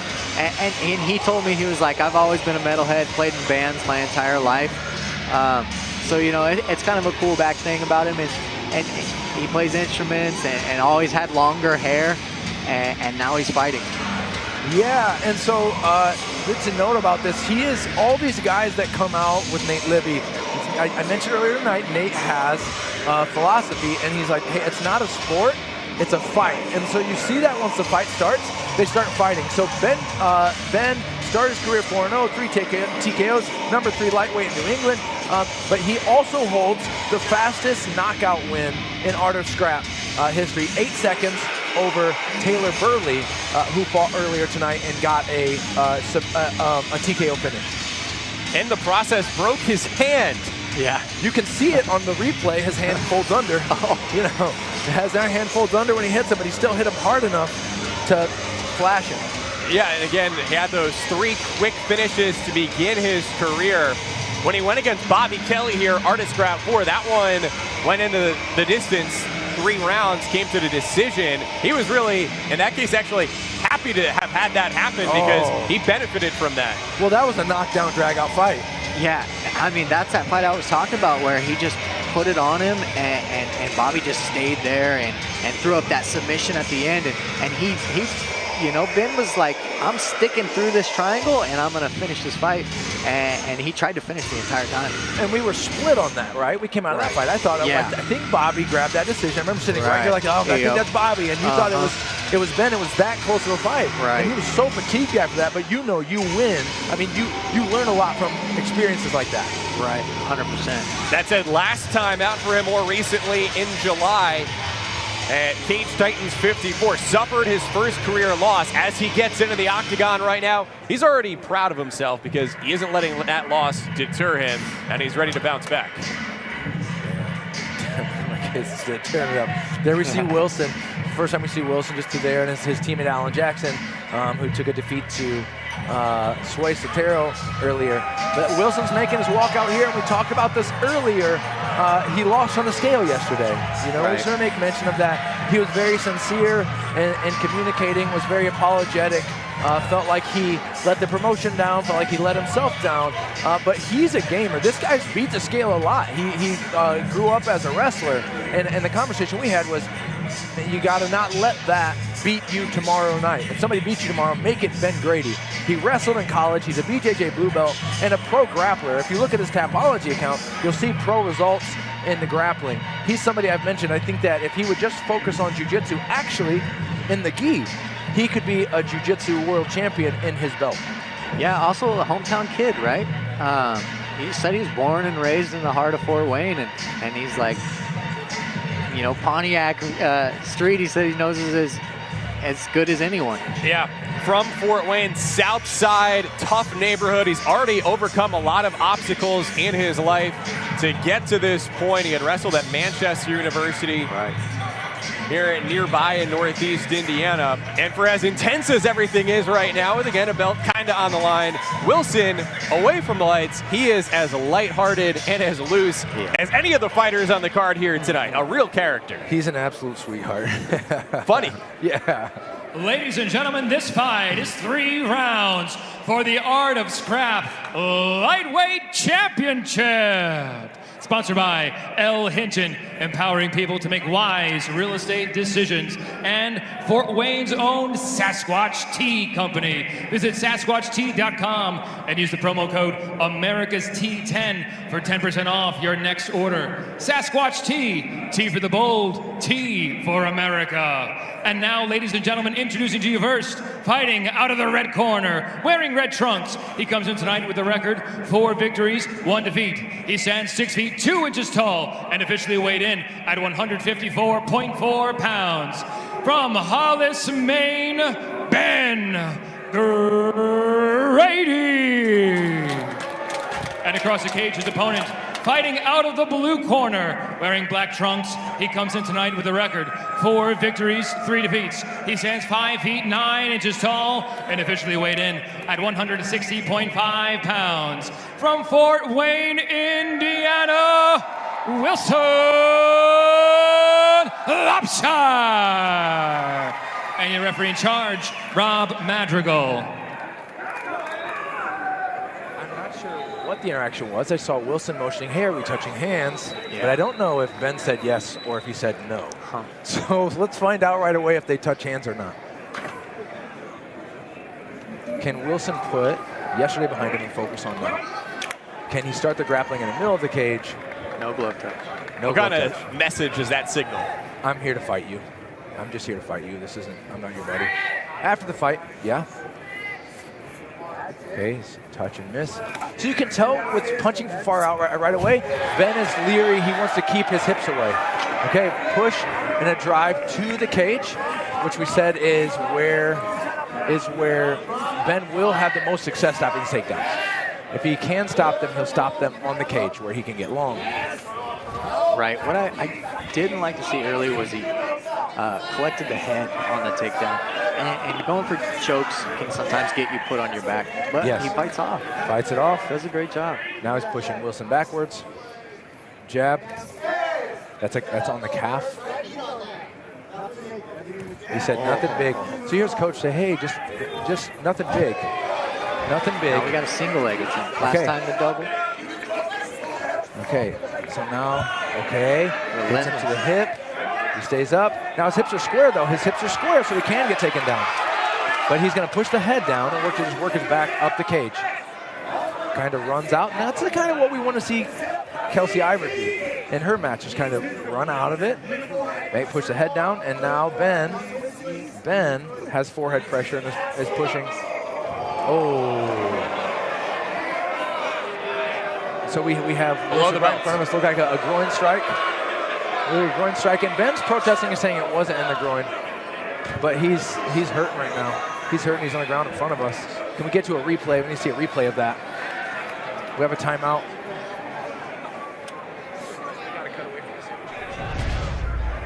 Okay, so now we're looking in at the replay, and it was square on the cup. Square on the cup, and Wilson's in a lot of pain right now. Yeah, that's straight on the cup. Yeah, and these type of things can be game changers. Eye gouges and groin shots are sometimes game changers. Yeah, the refs are actually coming in to look at this. The refs are coming in to look at this. We see the doctor coming to approach Wilson. You get 5 minutes to recover here. Yeah, I feel like we have the timeout going on. Yeah. He's got time to recover now. Yeah, don't rush it. Just take your time, let yourself recover. Otherwise, what is that conversation like between the ref and the doctor? I believe it's the fighter. It's at their discretion. Yeah, it's, hey, can you continue? You got time, you got time, you got time. It's knowing that, hey, it's the ref's job to let him know you got 5 minutes, And then it's for him, he takes the time, and at the end of that 5 minutes, can I continue? And if you feel like you can, then you go and you do it. And the doctor, nobody really should influence that. Coaches can't influence that. Nobody should goad that out of him. You know, you never know. And a strike like that too, not to be too graphic about it, but one slips out, the cup cuts up the middle. You know, it's not always the same thing going on when somebody takes a groin strike. Yeah, there's been some situations that people have lost some stuff down there due to groin shots. So it's just unfortunate, but it's the name of the game sometimes. Oh, and he's... Oh, get... Please don't throw it. If he does throw up, this would be... I believe...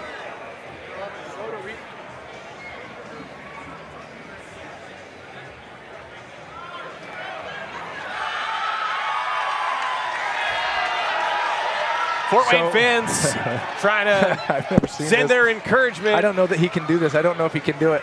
I don't know that a fighter can throw up. And I'm indicting myself here if this continues. I don't know. I need to go check. Can a fighter throw up in the bucket and keep fighting? Did he throw up? It appeared that he did. So my guy throws up in the bucket and walks to his corner and says, let's go. No matter what happens right now, Wilson's cool. Incredible. Oh, and he's on the guillotine. He's tight. Oh, he's fighting with everything. He stood up out of that. He's fighting with everything. Wow. He's upset. Wow. And you see Grady is very just kind of dense. You see him keep anchoring himself back to the floor, pulling his butt back to the cage. If our bug is right, we're under a minute. We're under a minute in this first round. Okay. Takes him down toward the middle of the cage, but look at Ben right away. Scoots his back to the cage. We see a little bit of a Khabib-type leg tie up here from Wilson. And yeah, Ben's been here before. You know, he's fought, I think, 3 wrestlers in his last 3 fights. And again, they love this off the cage work. But Lopshire's not making it easy for him. No, it will be exhausting as much as Ben can continue to work back up. We did see him fatigue in his last bout out here. Said he grew a lot from that experience, but it is fatiguing to have to continue to work to get back up. And a wrestler can kind of do that all night.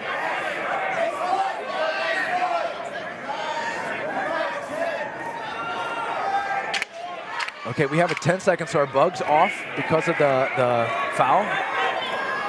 But we are going to make it to the coveted second round. Never know what you're going to see when you come out to watch a fight, when you tune in to watch a fight. Artist Scrap 4, rather unforgettable. And now here, something no one was really prepared for in AOS 5. Sure, and so really conversation we're going to have right there, right away, the kicking, the striking at range from Ben Grady. Impressive, but after that, this is we're seeing this right after the groin strike. Wilson was very much a different individual at that point, and so I'm curious, you know, judges are people. Seemed like everything prior to the groin strike really went Ben's way. And then Wilson comes out with a flurry, puts him to the ground. Not a whole lot of control game, but every time that Ben got back up, he was sort of dragged, you know, right back into that kind of fighting position. So the question for you, psychologically, if you're shooting offensively and your takedowns are being stopped, is that more fatiguing than the person who has to keep stopping them? Or does it just depend on mindset? I think it just depends on who's done that more in the training room, honestly. I mean, who's ready to do that. Yeah. You got to train for that specifically. Look at Wilson's like squinting with his right eye. He's kind of like, he almost looks like he's smiling. Some swings and misses.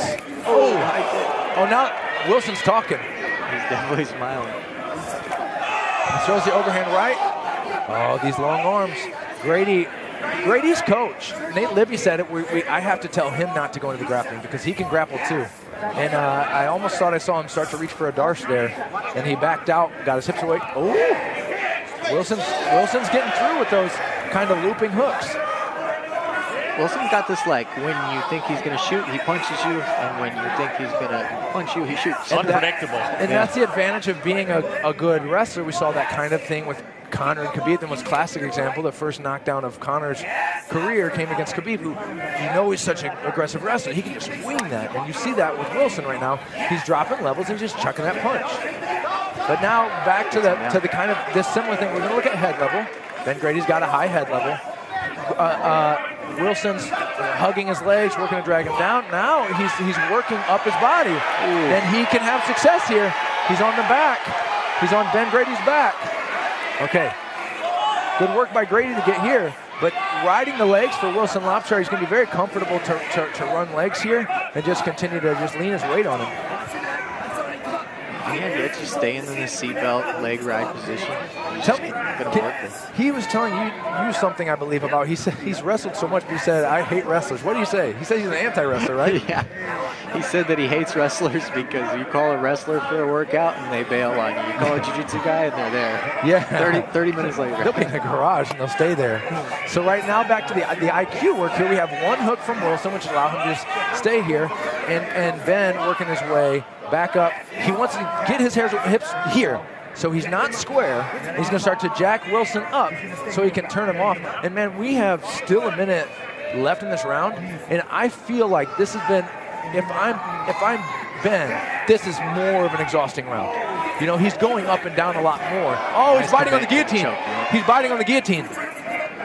Oh, good position. Doing the right thing. Wilson is doing the right thing.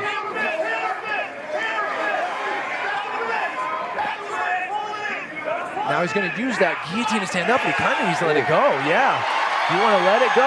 Good shots here. Yep. He's got the wrist trap. Look, he's got the wrist trap. This could be wrist bad. trap. He's touching the face. He has 15 seconds to work.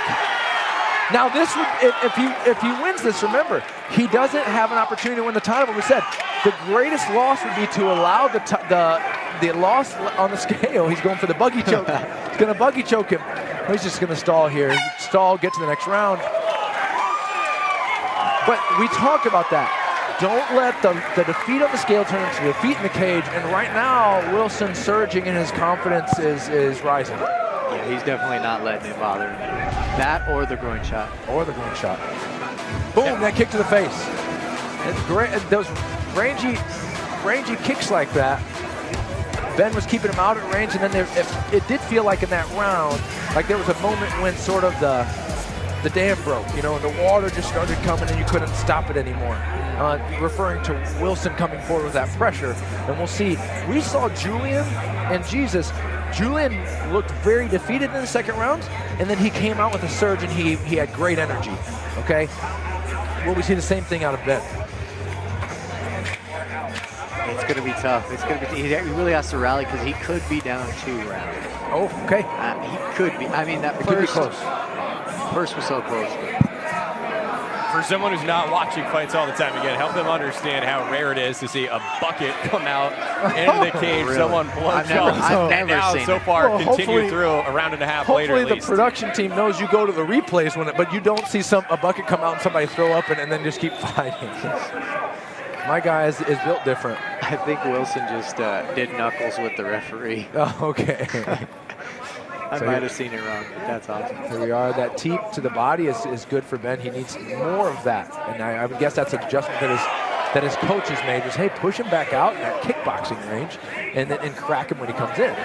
But you got to get out of the boxing range, and that's really good for Wilson when they're in the boxing range. And he shoots. I think Ben really needs to mix in his uppercuts, you know, just possess that threat, because Ben does hit hard.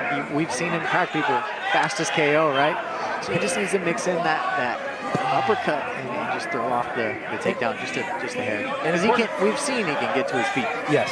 You know. When you think about the Indiana amateur rules, the only weapons you really have to combat a shot like that from far away is the uppercut and a guillotine. And you don't want to guillotine with a guy who's, you know, we're going to take down. You reach for that, you get it up on your butt.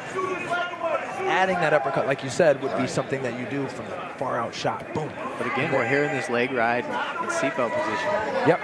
And it's just riding the legs. This would be a very familiar position. They're right in front of us here. You know, Ben's going to work to get himself back up. come up, and he's pushing to stand back up. He does the right thing. Right as he goes to ground and pound, he's back up.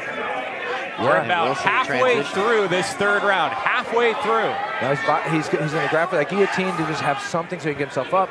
Wilson goes to pass the legs. As he does that, and Ben's emphasizing to keep his head level high. His coach will preach that. You know, they're here, but now we're late in the round, and if he's going to get up and do something, you know, he's got to get moving. Got to do it now. It's important for, he's starting to kind of lean on the head a little bit.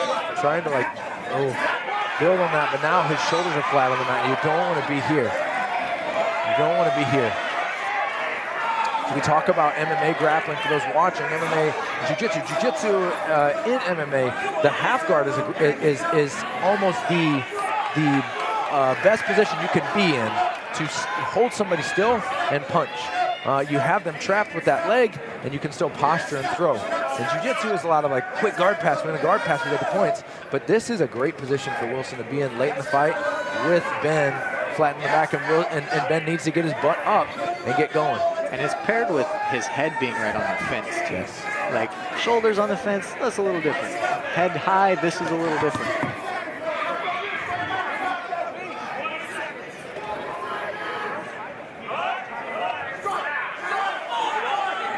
But there's 10 seconds left. He needs to get something going. Lopshire unloading weight. And somehow, some way, that bout goes the distance, and it'll come down to the judges. What guts. Wow. From Lopshire. Wow. Yeah, he's overcame a lot. He's overcame a lot. Here's a question for you guys. I think for Grady, got off to that good start. Psychologically, could he have actually had a negative effect from seeing his opponent down as he was? Yeah, I mean, like, just icing him, you know? Like, we see in football, icing the kicker. When you take that 5 minutes, that whole 5 minutes, you can just, there goes the adrenaline dumps, right? Yeah. Take the time, like you said, and you're seeing your opponent almost defeated. Yeah, great to see these guys together. I think everyone we've met here, part of Art of Scrap 5, really easy to root for. These guys towards the top of the list as far as just being likable people. Absolutely, in the show of respect, you know, and that's what Nate Libby said. He said, hey, it's when we get in there, it's not a sport, it's a fight. But afterwards, cool, like, let's get down. And that like rugby culture of after a game, you buy your opponent a beer kind of thing. Yeah, love that respect. And now the question is not only who wins, but will a belt be handed out here or not?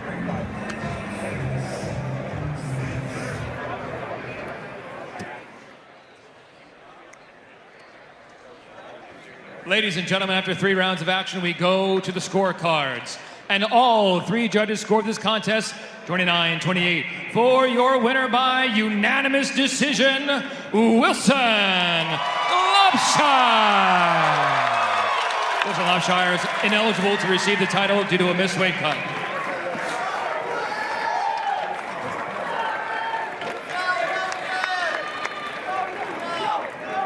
Oh, he's getting a purple belt. Big promotion. Second belt promotion we're seeing tonight. Yeah, he is due for that. He's due for that. And you see those folks in attendance who understand what this means. And probably, not probably, would guarantee. I mean, we've seen UFC champions get promoted I'm here and with have the the belt winner, and value the Jiu-Jitsu belt more than the Wilson Lopshire. UFC gold. Congratulations on your purple belt and on your win. How are you feeling right now? I feel really good. I'm really glad I got to fight Ben. Ben's really tough, and that was fun. I feel like it was a test for both of us, and it really shows that we're both here to scrap, man. Unfortunately, you're not eligible to receive the title due to missed weight. Tell me about the weeks leading into this fight and what you're dealing with right now. There are no excuses. I'm a jackwagon. It's Fair enough. Is there anyone you'd like to thank? Thank you to my coaches. Thank you to my family, my dad and brothers who are in the crowd. Thanks to Mike, wherever Mike is. He helped get my family here. And thank you to my girlfriend, Emma. Let's hear it for Wilson Lapshire. Beautiful.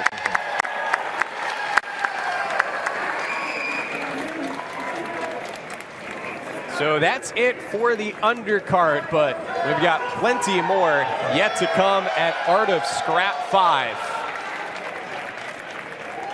6 pro fights yet to go tonight, and before that we'll also have a BJJ super fight.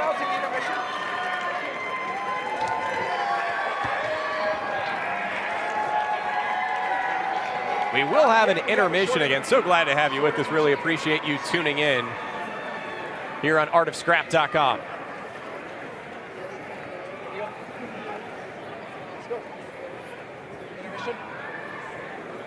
Ladies and gentlemen, at this time, Art of Scrap will be taking a brief intermission. We'll be right back with more action.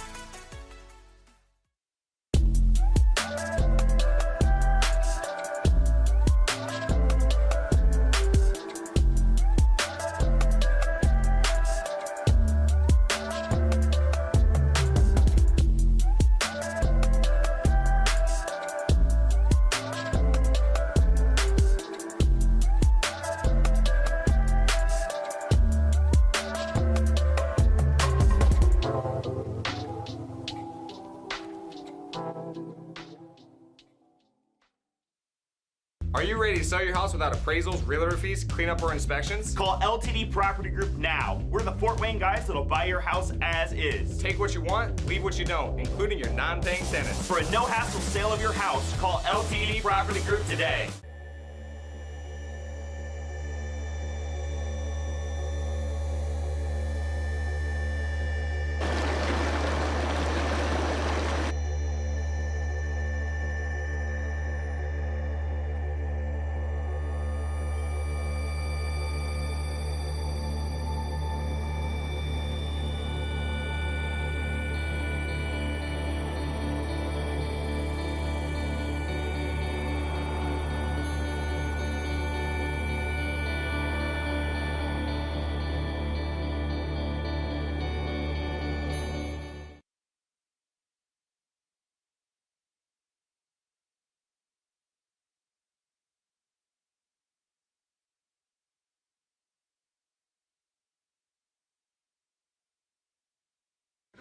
count 3. 1, 2, 3. My hand breaks. Pulls his hand up and the whole thing just freaking ballooned up. At first, we kind of were leaning towards him not fighting. So us, OSU, the original translation is to push and to endure. We use that same philosophy, but our vehicle is martial arts. You have two types of people in this world, ones that buckle and ones that handle themselves accordingly.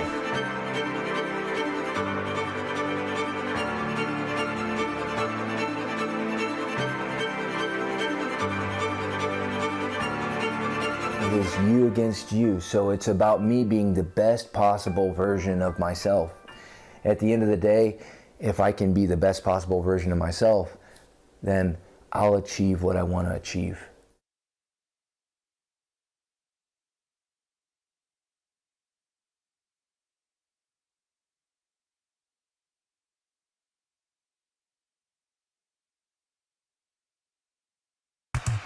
Did you know well-maintained trees can add thousands of dollars to your property value?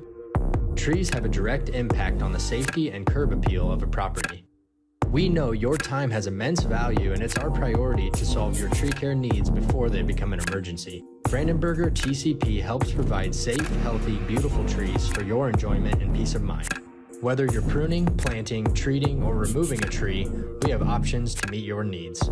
If you reach out by Friday, October 28th and mention AOS 5, you will receive 10% off your tree care services. Oh, and by the way, we're never too busy for your referrals. We value your relationship and do everything we can to serve you well.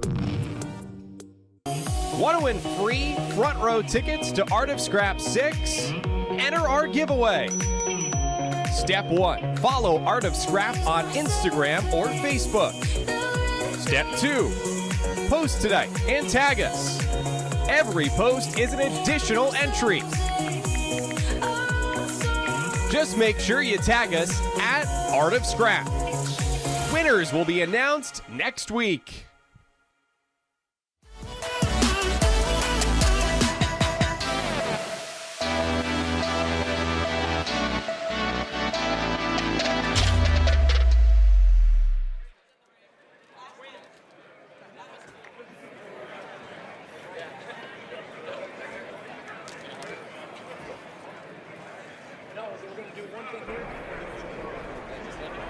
Ladies and gentlemen, at this time, we ask that you please turn your attention up to the big screens.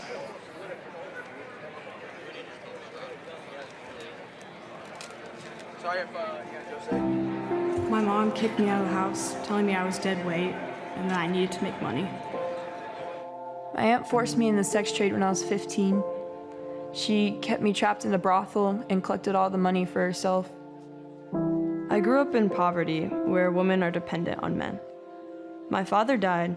My mother remarried to survive. My stepfather became a violent alcoholic and drug user. I was raped over and over and over again.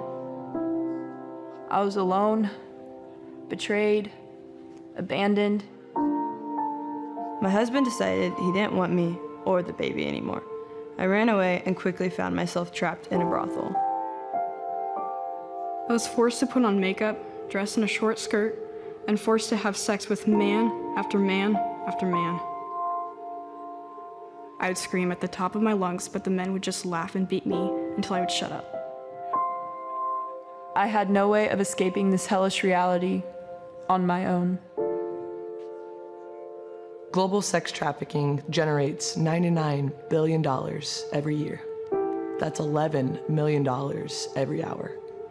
At least 1 million kids are trapped in this horrific reality. And behind every number is a name.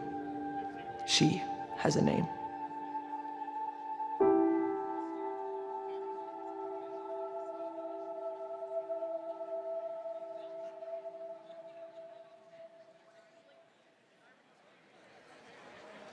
And now, ladies and gentlemen, we ask that you please give a warm welcome from Destiny Rescue She Has a Name campaign, Savannah Dies.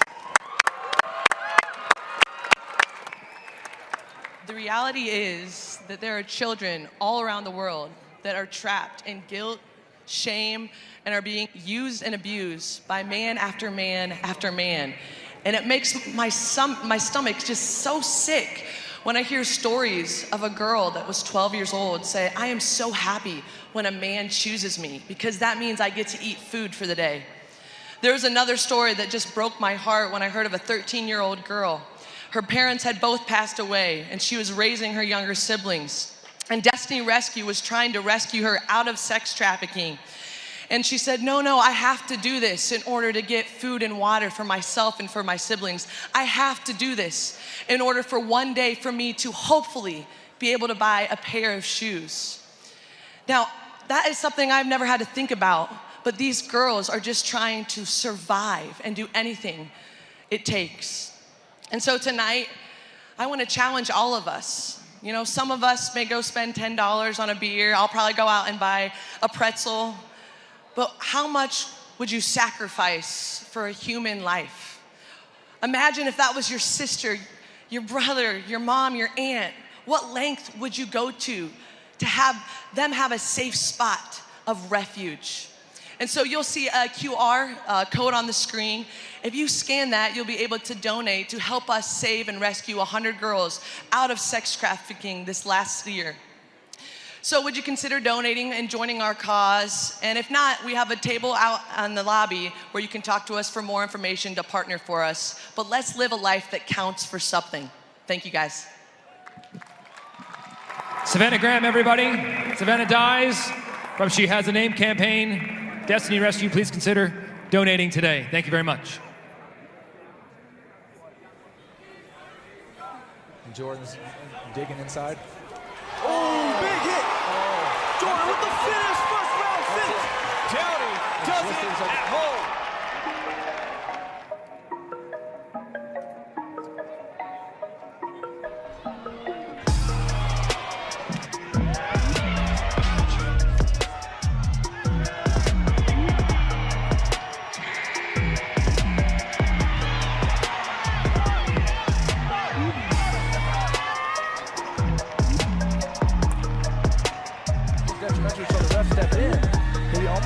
The takedown when he grabbed the cage there. And Kindig's right back where he wants to be. Former Bellator lightweight world champion fighting in Fort Wayne. It's been all Will Brooks. Oh, going for the choke. This might be it. It's tight. Oh, tap. Here we go. There's his highlight. Will Brooks ends Art of Scrap with a bang.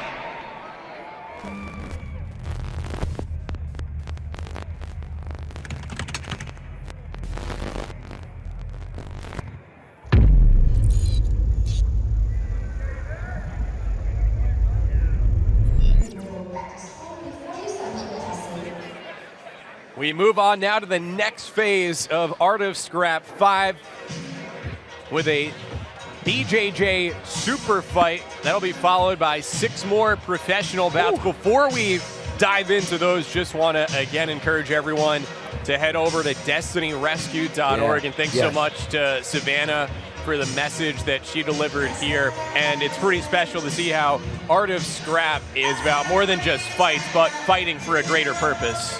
Yeah, it's cool to be able to be a part of something bigger than ourselves. I mean, what a really special cause. So do consider, if you're watching this, even here, you're not here, and you could do the QR code, please consider donating. It's a beautiful cause, Destiny Rescue. And there we have the QR code right now. Wonderful. You know, scan, go donate. Fighting against child trafficking. Wonderful cause. Thanks Savannah, and She Has a Name.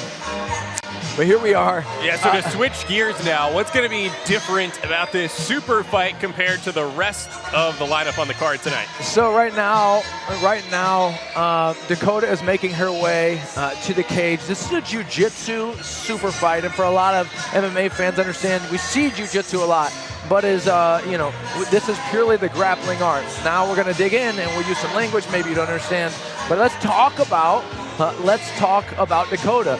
Dakota is a purple belt in Jiu-Jitsu, #1 ranked featherweight and light featherweight in IBJJF.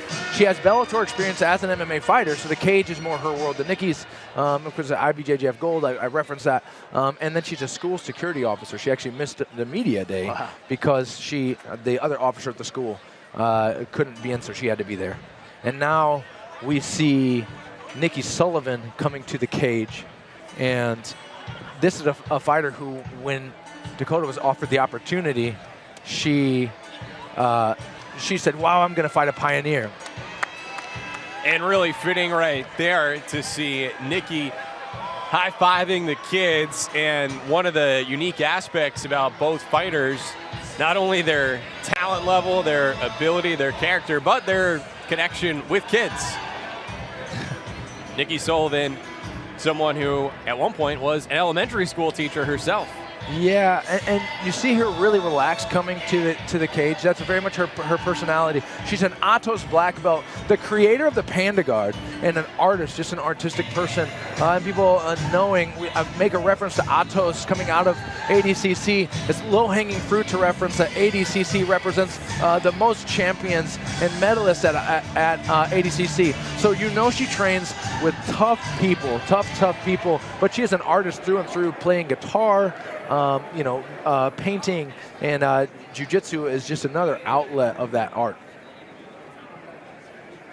Our Tale of the Tape presented by iCryo.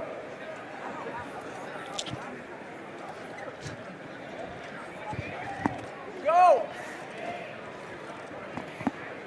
Ladies and gentlemen, this fight is a submission-only Brazilian Jiu-Jitsu super fight at 135 pounds, scheduled for one 8-minute round. Sponsored by TrueFit Sport and Fitness. It's always deeper than sports and fitness. We exist to inspire and elevate. Also sponsored by Shadwhite Productions, your one-stop shop for your videography needs. Let us know how we can capture all live memories of your special occasions, sporting events, and more at shad.white@ismanhigh.com. And now introducing first, grappling out of the red corner. She stands 5 feet 3 inches tall.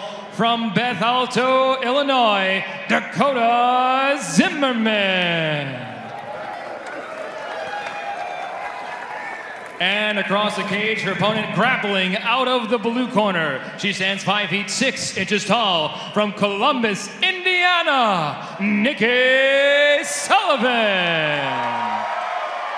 And your referee in charge, Rob Madrigal. I'd love to hear a pop like that for the jiu-jitsu match. And it's really great to see. We get to see high-level ladies compete. And Professor Micah Bahadas, jiu-jitsu black belt, in the cage as the referee to this submission-only super fight. Be interested to see how this goes. Slap, touch. People who know Nikki know expect this. She's flexible, has a guard that's very difficult to pass. We mentioned the Panda Guard, and she's already getting into it. Inverting, creating entry. She wants to get under, grab a leg, and this is not where Dakota wants to be. So, Mike. Hey, Mike. My Zoom's not working. Any ideas? My Zoom is not working. Okay, so sorry, had a technical difficulty there in the ears, but now we're seeing so an inversion attempt. Now Nikki in that odd flexibility. You see Dakota reaching for a body lock. She wants to body lock pass. It's very common and trending now. Actually, a technique that Gordon Ryan used in his super fight with Andre Galvao, who is Nikki's coach. But look at her doing a good job. See her feet on the hips, pushing her butt away. Which, again, the wonderful thing about Nikki, she's very creative. And so a lot of her inspiration and the things that she works may be techniques that she trains. But at the highest level, these are the people that we're watching, that we're studying, that we're learning from. And so Dakota is facing a technique she probably has not trained to face. And look at the flexibility. Dakota does a great job of just posturing up, coming up. And looking for some K-guard stuff here, it looks like. Yes. But again, the flexibility. Inverting, she has an entry on the head. She has an entry on the head. She has, so we call that an entry. And whether we can see exactly how close it is, she has that locked up, cinched up, and she can start to attack an arm. It's in, tap, tap, tap. Beautiful inversion, and then the show of love here. Wow, beautiful. That almost like going into that reverse shoulder, like you have a number of submission opportunities there, and she finishes with the armbar. Nikki Sullivan. 1 second. Hey, get in the cage.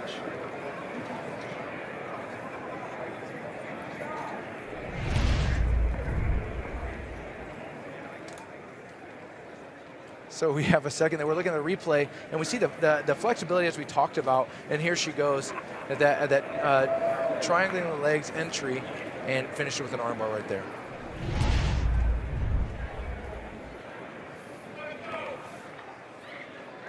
Ladies and gentlemen, our referee, Rob Madrigal, called the stop to the contest at 2 minutes and 47 seconds for your winner by armbar, NIKKI Sullivan. Correction, the referee is Micon Gratis. I'm here with the winner, NIKKI Sullivan. NIKKI, tell me how you're feeling right now. I feel great. I feel excited to be here back in Indiana, and yeah, thank you so much for having me. You're joining us all the way from California. You've traveled all around the world to compete in Jiu-Jitsu. How was your experience fighting here in the arena in Fort Wayne? Super fun. The energy is great here. Thank you to everybody who's here supporting. I really appreciate it. My dad and my brother are here, so thank you for coming to see me fight. Yeah, I'm just really happy to be here. Thank you. Coming from California, but from Indiana. So is there anyone else you'd like to thank or anything else you'd like to say? Thanks to you and Mike and the Lee brothers and everybody backstage who's helping me warm up and get ready. I really appreciate it. Ray and Whitty for cornering me, and yeah, thank you so much. Let's hear for NIKKI Sullivan.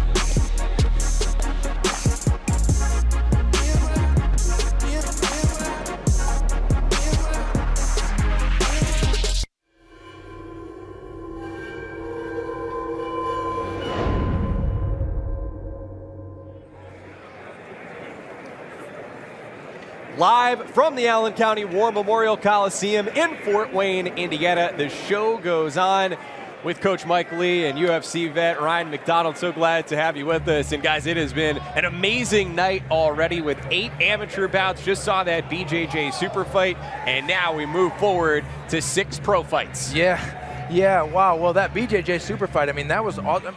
Just credit to Dakota for coming out. Put it on line. She really shut down some early attacks. Felt like kind of floodgates opened after NIKKI defended that body lock pass. But just great demonstration of talent. Congrats to NIKKI Sullivan. Beautiful performance. I felt like I learned some things just watching that match. 100%. And now we turn our attention to the pro MMA bouts. And right out of the gate, we have probably our most anticipated pay-per-view bout, and that is PJ McGee meeting Drew Nolan. Yeah, and a couple of guys here who are making their pro MMA debuts, but bring with them loads and loads of experience. Yeah, both of them. This is actually PJ's first time competing in MMA. Right. But because he was pro in kickboxing, he can come in and he can make his debut. So all the things of mixed martial arts that are happening under the lights are happening for the first time. That being said, he's been through the grinder at Bang Muay Thai. He's the guy that they use to train the highest level of guys, UFC fighters, Bellator fighters. They throw him to PJ and PJ works. So he's making his debut tonight, as well as Drew, who has 5 boxing matches, professional as well. The spotlight, it really is, I think what we're going to see is PJ McGee is a world-class talent, and we get to experience it here. Right. Yeah, Nolan, who, by the way, no relation to me. He's coming from upstate New York. McGee is coming from the Bang Muay Thai headquarters in Denver, Colorado, and you touched on it. He is a guy with a real big following. Really big following, and you mentioned earlier, he was out here last time. He was cornering the fighters, the BMT fighters at Lee Brothers, who are out here. So he and NIKKI Sullivan, who was just in the BJJ Super Fight, were here coaching last time, and now they get to come out and compete. Yeah, I was just going to say that, like, magnificent coach, but even better fighter. Yeah, like, we'll get to see that. Yeah.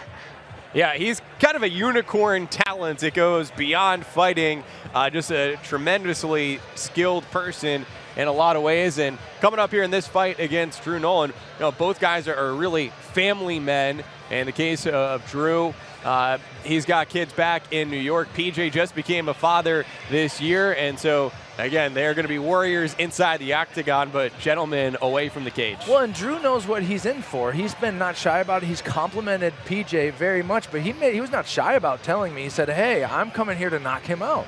He's coming out to engage, and he's coming out here to win, and he's not shy about that. And we'll dive more into this bout in a moment, but while we have the time right now, just looking ahead at this main card with a couple of main event fights, what are you looking forward to? Well, certainly when we look at the main event, Huckbody and Lapsley, that's a very curious matchup. In the few fights where Huckbody has lost, he's been overwhelmed by people who hit him hard. Well, guess what? Lapsley can hit hard. But guess what? Lapsley, 27-4, coming off of a long layoff. He actually retired. Never saw getting back in the cage. A really inspiring story. He ballooned up to 280 pounds. He's fighting tonight at 185 pounds. So at 42 years old, can he contend with this young buck? You know, this guy, loads of talent. Huckbody, the sky's the limit. So what are we going to see there? It's just a very curious matchup. And then we have a handful of the debut of Chandler Chapman. Jordan Downey versus Josh Wright is a wonderful fight. Mo KINANI fighting Ray Evans is going to be a phenomenal fight. But don't blink, the co-main event. Jacob Kindig is responding to his first loss here in the Coliseum, and he's going up weight, fighting a bigger man who we know relatively little about. Yeah.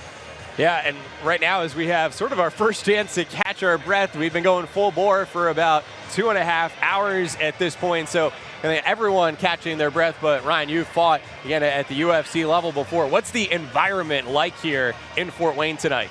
It matches it, man. It's, you know, like the packed arenas. That's what we have here. It's bright lights, big fights, and that's how it feels. You know, I fought here and it felt. That stadium, the Coliseum, and the fans, they just love it, man, and that's what we love. Yeah, this is really an iconic venue. It's hosted NBA games, an NBA Finals, an NBA All-Star game, high-level minor league hockey, and NBA G League basketball today. Just last weekend, you had country music stars and Jason Aldean and Chase Rice here, but tonight the lights are out for MMA and Art of Scrap 5. And while we still have these 6 pro fights to go, there's still more fun in store later tonight, even when the final bell rings, as we'll go across the street to the Holiday Inn for the official after party of AOS 5. And so maybe you're watching on pay-per-view right now, and if that's the case, we really appreciate it. But watching here in the Fort Wayne area, time for you to get on down and celebrate with the fighters. Regardless of outcomes tonight, everyone deserves to be celebrated. There's going to be food, there's going to be drinks, a chance to meet the fighters, get autographs, take pictures. That's going to be really cool in itself. Yeah, you always celebrate the hard work, because not only is it hard work from the fighters, but it's hard work from the promotion and just everybody involved to put this beautiful event on. The Coliseum staff, everybody, man.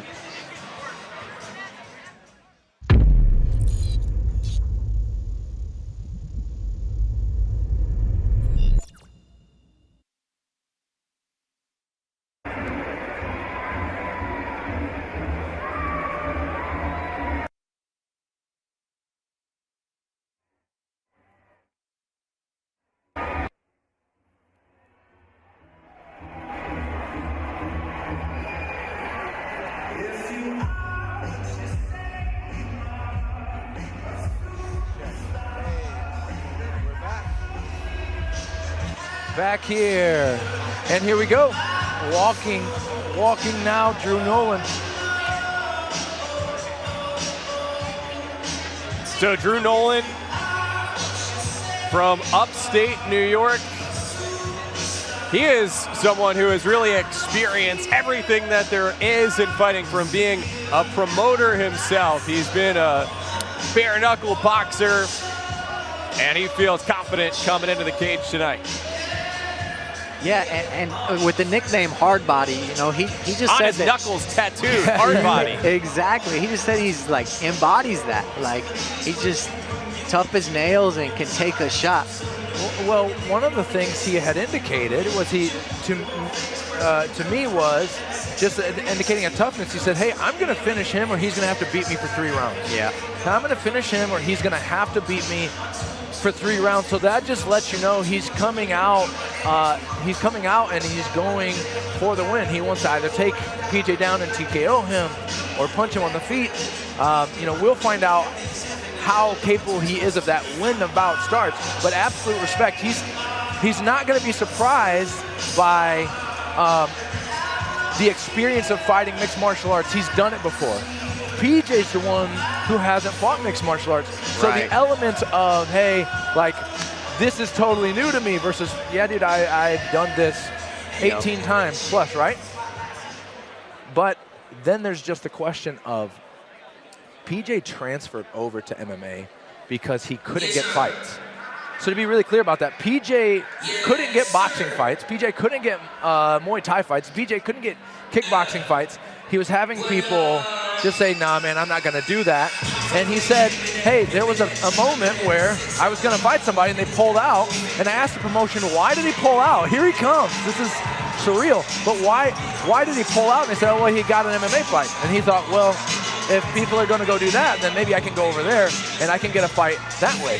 So in this case, we're talking about somebody who had a goal of being a Muay Thai, a kickboxing world champion who moved over to MMA to just get fights. Yeah, Bang Muay Thai coach, champion kickboxer, Bang Muay Thai black belt. You know, he says he's got, I think it's a Taekwondo black belt. Yeah. Right? He's got the sidekick emblem on the shorts. Man, this guy's got a ton of striking experience. And he mentions his family, that he's married and a father of an infant. That's a new addition to his life.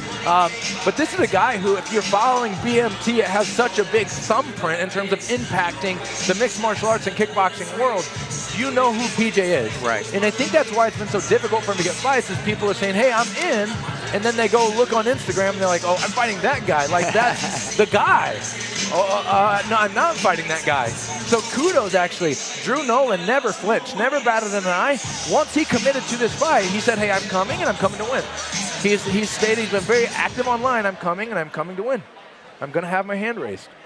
Our tail of the tape there, presented by iCryo. Ladies and gentlemen, this fight is 3 rounds in the Art of Scrap middleweight division. These bouts are under the statutes and rules of the athletic division of the Indiana Gaming Commission. Director, Joanna Holland. Sponsored by Parkview Sports Medicine. If you're an athlete looking to become more, Parkview Sports Medicine is the place for you. To learn more, go to sparkviewsportsmedicine.com. PSM, become more. And now, introducing to you first, fighting out of the red corner, wearing black trunks, he comes in tonight to make his professional MMA debut. He stands at 5 feet 10 inches tall and officially weighed in at 184 1/4 pounds. Representing Franklin, New York, Drew Nolan. And across the cage, his opponent fighting out of the blue corner, also wearing black trunks. He also comes in tonight to make his professional MMA debut. He stands 6 feet 2 inches tall and officially weighed in 186 pounds. From Rialto, California, PJ McGee. And your referee in charge, Rob Hines. What did he say? He said, I don't predict wins or losses or what happens, but you can guarantee every time I come to get down. It's about to get down officially.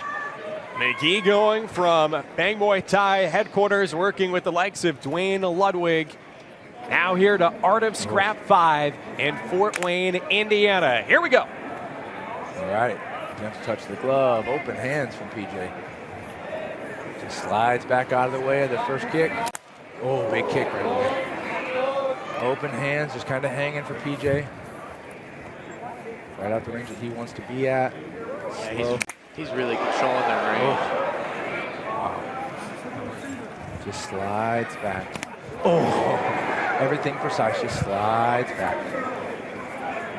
Thought about spinning, PJ looks at him. PJ talked about the denseness of his bones in his interview with you, right? He talked about that. Yeah. Got scientific. Yeah, and I felt like we were getting a seminar. He talked about the density of bones when it comes to power. Get an eye poke. Got an eye poke. So we'll take a short pause. And it gives us he's good. A moment to point out how McGee, not only highly intelligent, but just highly talented in a variety of ways. A standout skateboarder back growing up in California. He's not one to take down on the ping pong table. I mean, you name it, he's good. I will highlight Professor Mike and Bahadas beat him in ping pong last night. So, all right, now we're back in. A little more bounce now for PJ. Kind of showed that kick. Open palms. Open palms. Oof. Oh, there's a crack. Oh, big shots here. Oh, right on the kidney. Everything's so calculated, right? He's not rushing anything. Just one. Oh. Every miss like that, digging. He's just picking one. Ooh. Ooh. Oh, my goodness. I don't have the language to speak. Ooh. Oh, that's going to do it. PJ McGee in his MMA pro debut with a quick first-round finish. What? We knew we were going to see something special, right? Right. But I think that right? Okay, so a knockout is a knockout, but you know when you see the body control. He talked about a background in dancing and all of that, but guys, you're seeing somebody who can ascend to the highest level, and credit to Drew Nolan for doing the fight because he came out and meant to win. But you're seeing somebody who will ascend to the highest levels, and the body control. There was just not a wasted movement. And what I really love about this is what Coach Dwayne shows. He doesn't stop. After you kick, most people just stop there. There it is. And he throws two more. Boom. Two more. Yeah. Kick, bang, bang.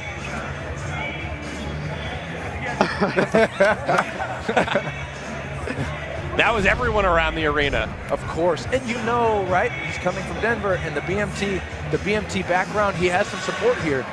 But when you see something that's electrifying like that. Ladies and gentlemen, your referee, Rob Hines, called the stop to the contest at 1 minute 24 seconds of round number 1 for your winner by TKO, PJ McGee. I'm here with the winner, PJ McGee. How you doing, PJ? How you feel right now? I feel good. I got hella rounds in me still. I trained hard. So, thank you for the opportunity. Thank you, Mike Lee, entire Lee brothers, and their community for the support. World champion kickboxer, MMA debut. Tell me about this fight.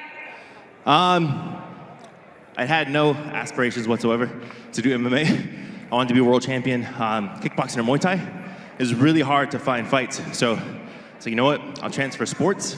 I'll get with some of my team. Coach Rick over there, Coach Bobby, Coach Rick from ATT New York, Coach Bobby from Coed Kingdom in Utah, and they helped me make the transfer. I only had, say, 6 months to make the transfer, but I worked my ass off. Is there anyone that you'd like to thank? Yes, ma'am. I already said Coach Rick here, Coach Bobby, entire Coed Kingdom, everybody at ATT, Sierra Martial Arts, my wife, son back home, Toa, Ellery, Mike Brown, everybody at BMT, Sensei Dwayne Ludwig, who's my head coach. He's not here tonight, but we're gonna do a trio. TJ's taking that title.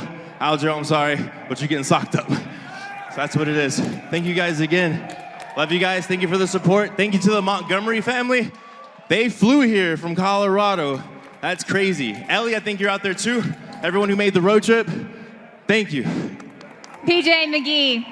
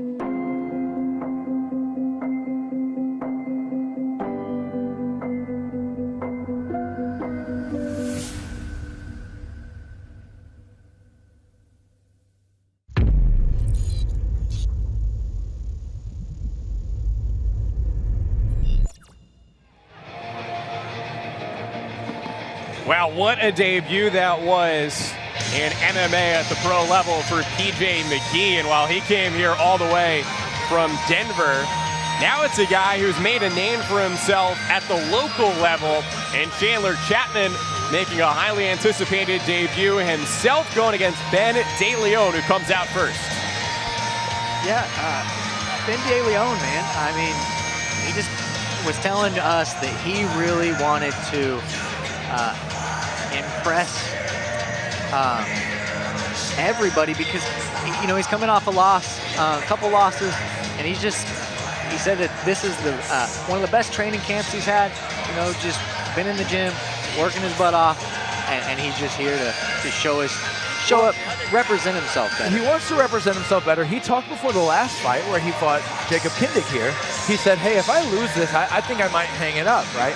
But after that fight, he felt like, no, I have to give myself an opportunity to shine more. And he didn't bat an eye when we offered him Chandler Chapman. And I would bet, if I had to bet, if I was him, I would come in with a chip on my shoulder because somebody coming off of their amateur career, now you're going to debut, you're going to step into the pro ranks, and I'm the guy. Like, I'm the guy. I want to celebrate the launch party. And the thing about Ben is that he is better than his performances as a pro indicates. He's a martial artist, he's a real martial artist, and he just hasn't translated in the cage yet when the lights are on. He wanted to let people know also that he is from this area. Yeah. Yep. Moved out, and here comes Chandler. There will be no shortage of people cheering for Chandler Chapman as he makes his way to the cage. Yeah, while DeLeon previously lived in Fort Wayne, now fighting out of Ohio. Chapman grew up in Jay County in a small town, Portland, about 45 minutes to an hour or so south of here. Wrestled in this building back in high school for the Jay County Patriots. Made it to the home of the Indiana Pacers in the state tournament as a high school wrestler, but now the next phase of his career, racking up the belts. Yeah, so both BJJ Blue Belt and Blue Belt and BMT coming in here, making a decision to go pro, really, because at the end of his amateur career, it's so tough to really get opponents. And we talked about that. Your opponents are all guys who need to be going pro as well. Yeah. And it's so difficult to get those matches. So now you extend the rounds. You got a 5-minute round to work with. You have all the tools, the knees and the elbows, and he's enthusiastic about doing that. One thing to note about, he had been living in Fort Wayne, Indiana, and for this fight, he actually moved home to Portland. And he would come into Fort Wayne to train 3 days a week, but we'll see how that translates, just going home and getting in touch with his roots again. Back home and just living where he grew up and fell in love with martial arts, doing some training in his garage, and then coming in and getting the rounds with his teammates. Ladies and gentlemen, this fight is 3 rounds in the Art of Scrap welterweight division, sponsored by H2O Deliveries. Exceptional water and ice delivered to your job site or throughout your facility. Stay hydrated with H2O Deliveries. And now, ladies and gentlemen, introducing to you first, fighting out of the red corner. He stands 5 feet 9 inches tall and officially weighed in 170 pounds. From Springfield, Ohio, Ben DeLeon. And across the cage, his opponent, fighting out of the blue corner, wearing green trunks, he comes in tonight to make his pro debut. He stands 6 feet 1 inch tall and officially weighed in 169 1/2 pounds. From Portland, Indiana, Chandler Chapman. And your referee in charge, Rob Madrigal. Wow. This fight starts, Chandler Chapman will be a pro. Says he feels like he's been ready for this moment, and now here it is. When you say when you're an amateur, right, probably by the time he's 4-0, he's ready to go pro, and then you slide backwards. So it starts to become a frustrating thing. The journey gets longer than you anticipated it to be. Yeah, you fight all the top amateurs, and they're anticipating going pro, or they have. A lot of movement for Chandler right now. Outside, getting the movement going. DeLeon rushes with the right hand. Chandler push kicks. Oh! Chandler said that DeLeon holds his elbows out. He did mention that. He saw that as something that... Oh, good throw from DeLeon. Counter from Chandler. Yeah. And it was a throw attempt for Chandler where he ended up on the bottom, and then he just kept moving. He's clubbing the head. Now, here's what we see for Chandler. He can start to use those elbows more. He's going to want to confront here. And he's been working with Anthony a lot on that kind of strike everywhere jiu-jitsu style. Yeah, strike the thighs. He's going to confront. And that's with Lapsley? That's with Lapsley. Oh, my. Well, here's going to need to stay, continue in front. They touched him from that range. Got a De La Riva guard from De La Riva, yep. Kind of works for the breakdown. You're going to see Chandler kind of turn that knee out if he wants to do. Oh, my! Power punch from Chandler Chapman. Now, in jiu-jitsu, here's where you see he's kind of stepping up and almost want to pass that. And there's a lockdown situation from DeLeon, which I've talked about before, I don't love because it really holds your shoulders to the mat. In MMA, it's you could stall with it. Maybe you create a sweep opportunity, but you know, you're holding your shoulders on the mat. And I've always had a thought, if I'm in a half guard, something went wrong. If I'm in lockdown, something went really wrong. Yeah, right. Oh, big elbow. Oh my, that one probably cut him, and it did, and it did. He sliced him with it. Oh, and he's in the truck position. Truck position. DeLeon's coming up, but I'm telling you that elbow busts him open. We can't see it yet. He's just covering his head that side, staying safe. Chandler's being disciplined right now to not get action going from the truck. But we talked about Chandler's best amateur fight was in Nebraska where he could use his elbows. And you see there when he postured, he threw that. Yeah, threw that elbow to the side of the head. That's perfect placement. Yeah. It's just a game of whack-a-mole here. You know, like when you're in that spot, just whatever opening you find. Now we're going to be careful. His head's the opposite side with that arm there. Got the arm track. Yes. Okay. Saw that earlier with LOPSHIRE. Good, a club on the head. Chandler's climbing the body. But DeLeon's doing a good job to continue to get a hook in there until now. His head's down, drops down. He's digging for the sub. And it's done! Chandler Chapman with a perfect start as a pro. Wow. Yeah, and it was really loaded up there. I think credit to that strike everywhere jiu-jitsu. Folks watching at home, it looked like it came easy. But when you're defending the strikes and all of a sudden somebody's passing to the side, you have the choke. When you're in that little handcuff position, that happens quite a bit. When you start to sock them, they start to bail and give up the choke because they're like, I don't want what's to come from here. Yeah, and you see his coaches now in the cage. Coach Brandon Lee shows DeLeon some love. And there's that throw that could have ended up bad for Chandler. The reversal, that big elbow. The cut happened on the hairline, so it wasn't as terrible of a cut, but once he got here, Chandler's really good with this position. And the end was there.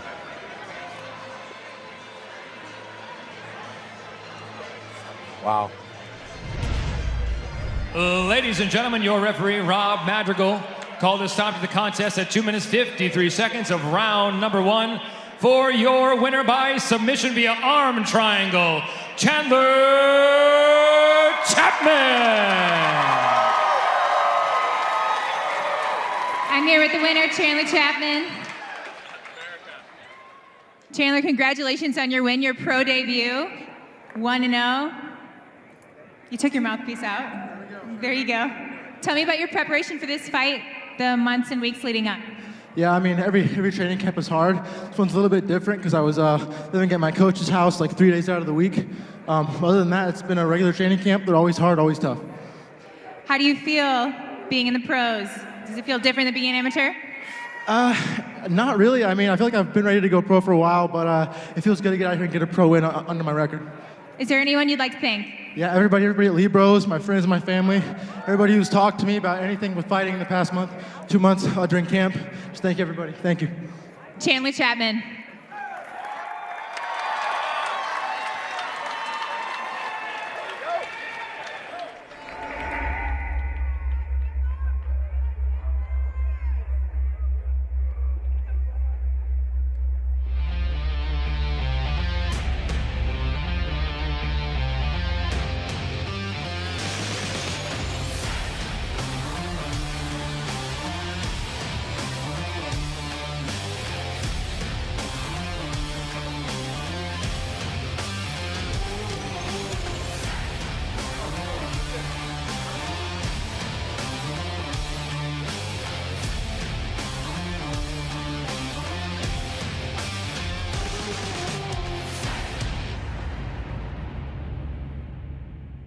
Are you ready to sell your house without appraisals, realtor fees, cleanup, or inspections? Call LTD Property Group now. We're the Fort Wayne guys that'll buy your house as is. Take what you want, leave what you don't, including your non-paying tenants. For a no-hassle sale of your house, call LTD Property Group today.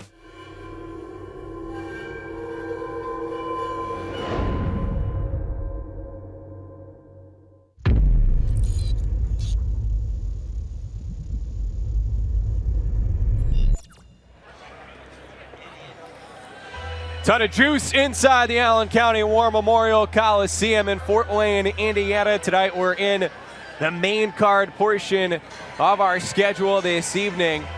Couple of professional bouts already down with Mike Lee, coach, and UFC vet Ryan McDonald, John Nolan. Really appreciate you tuning in. So we just saw Chandler Chapman win in his pro debut here at Art of Scrap 5. Go back to Art of Scrap 3, and this guy right here, Ray Evans, made his pro debut, did not have the same kind of outcome. No, but I will say that he won a lot of fans. He came out on a short notice fight. He went up in weight class to fight Jacob Kindig, a hometown favorite.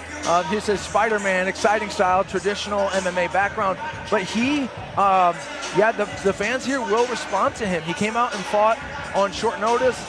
He had moments, if you look on paper, he was largely controlled throughout the round, could not get himself up off the mat. But it was a very dangerous fight for Kindig. He checked his jaw a few times. He hurt him, and he put it all out there. And so him versus Mo Al-Kinani has all the makings to be a fight of the night. Evans making the trip here from Nebraska. Ryan, that's your home state. Right. What can you tell us here about Evans? Yeah, I mean, I got to watch this kid come up through the scene, you know, and he's always just been flashy, boisterous, gonna say what he's gonna do, and he's beat out a lot of guys that he wasn't supposed to beat early on, and this could be the case because Mo is so tenacious, but Ray believes in himself. There is no lack of belief from either of these guys. Right. Like when each of these guys looked at each other, they both see food, right? And I felt that way when I looked at them at the weigh-in. There was a competition for who was gonna stand in front of who else for the picture. More that was a Ray thing. I think Mo was like, you can have that win, dude. But he is that guy. He is that guy. Evans coming out here a little bit subdued compared to past performances when he literally has been in a Spider-Man jumpsuit. Yes. Yes. But here does seem to be all business right now. And you can Google him to find Man Moon's crowd, you know.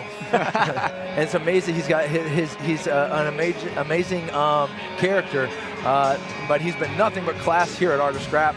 Now he's meeting a guy who many say is just built different.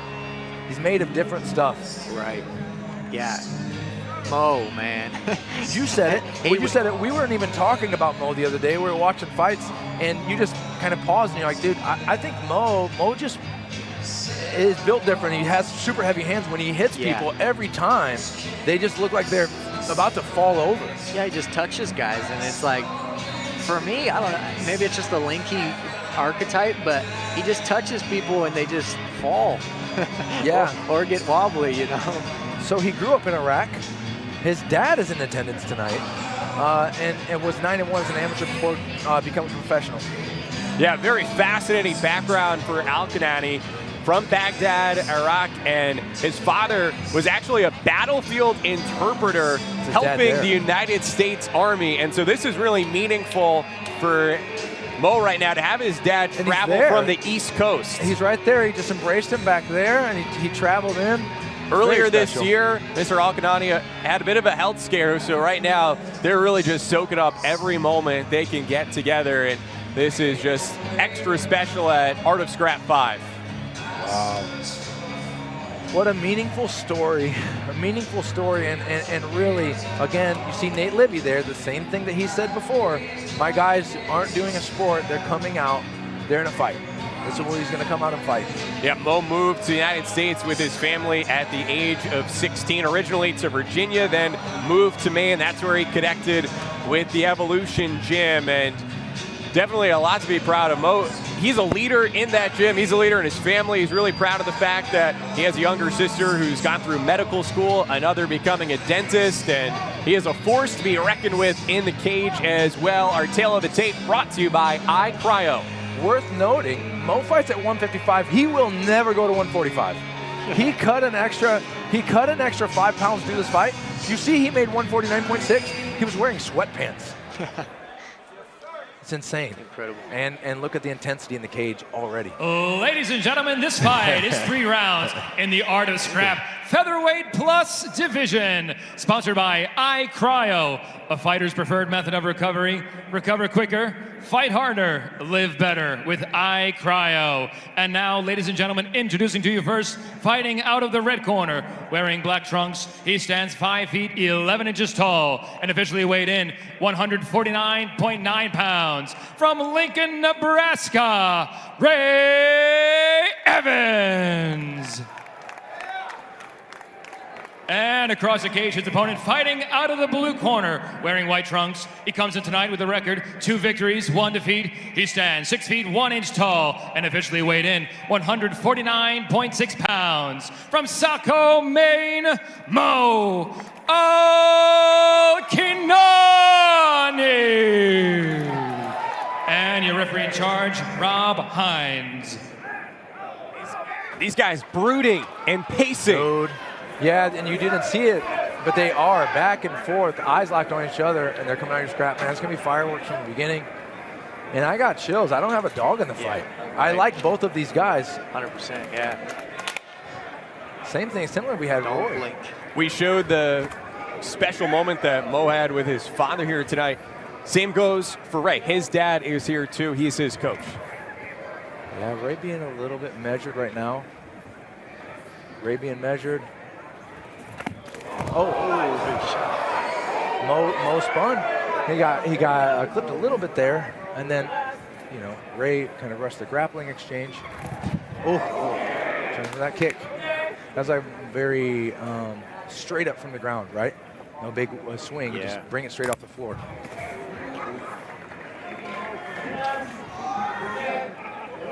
Watching, stalking, Mo stalking, Ray moving around the outside. He shows a spin. Oh.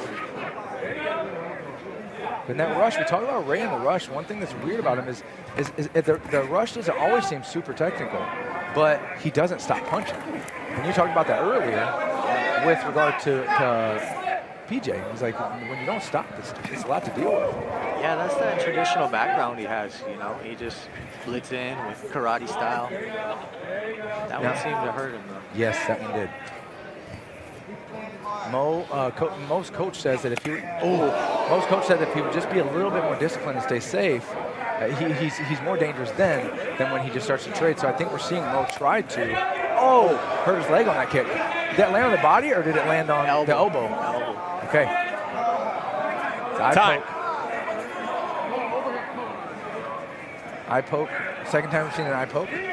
As the clock stops here, our first couple of pro bouts with first round finishes, just to point out, the professional bouts going 5 minutes per round compared to the amateur bouts earlier, just 3 minutes per. Yeah.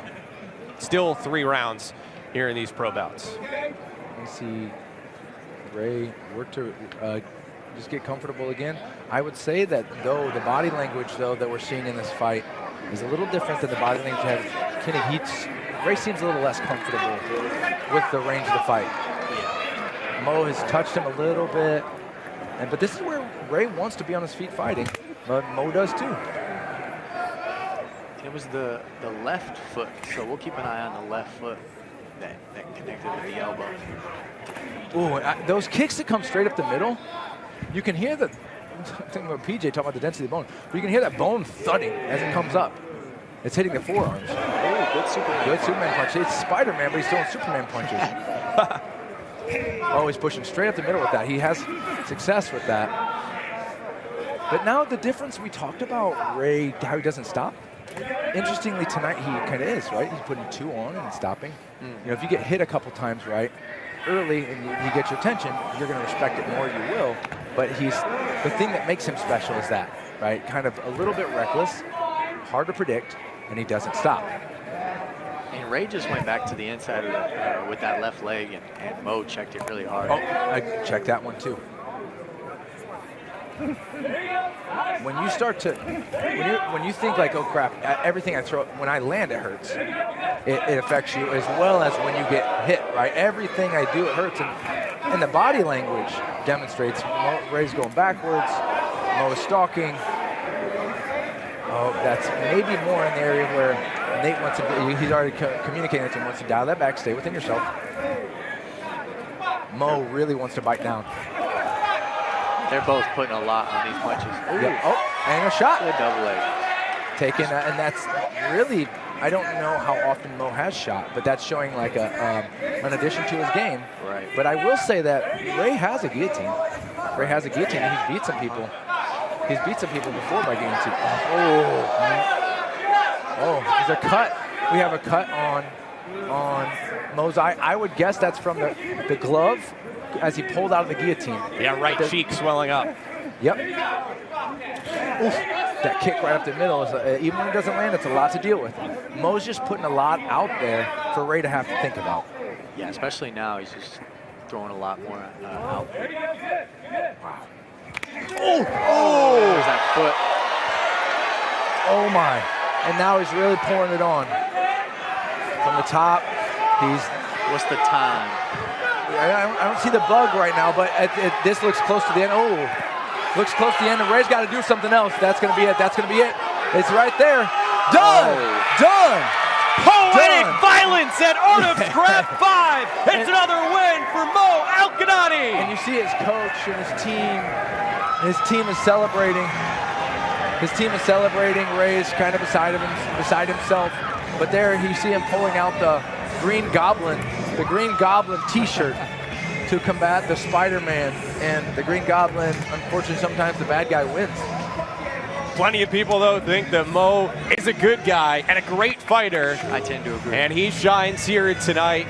And credit to Evans for the fire that he brought. And one quick note on him, the Spider-Man moniker goes beyond just showmanship. Absolutely. Back home in Nebraska, he actually helped a woman who was being mugged on the street, sprung into action, took down the culprit, and so he is a hero in his home community.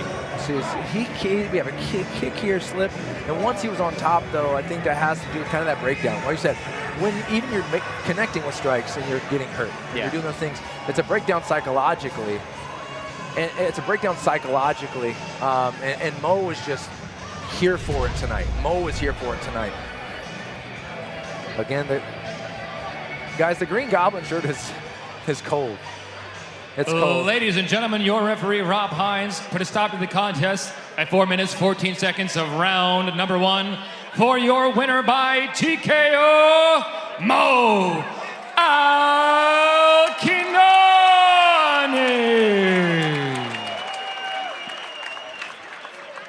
Wow. I'm here with the winner. Mo, congratulations on your win. Improving to 3-1 as a pro. You told me yesterday you were excited to fight, especially coming off of a loss. How do you feel right now? Feel great. It means everything to me to get my hands raised, especially coming out of a loss. This one is really important to me because my father is attending the fight. My father's in the house, my girlfriend Danielle. I want to dedicate this win for my teammate Ben, who came out here and fought his fucking heart out. Excuse my language. We work hard every day, and he deserves that win. He came out here and fought his heart out. This one is for him. It's for Benny. It's always exciting to watch you fight, Mo. Is there anyone else you'd like to thank? Absolutely. I want to thank all my people watching back at home, all my people back in Maine watching on the big screen right now, people in Evolution Athletics watching right now. Thank you so much for coming out. All my teammates and coaches, the Art of Scrap family, thank you so much for making this fight happening. I'm just happy to be here. Let's hear it for Mo Al-Kinani.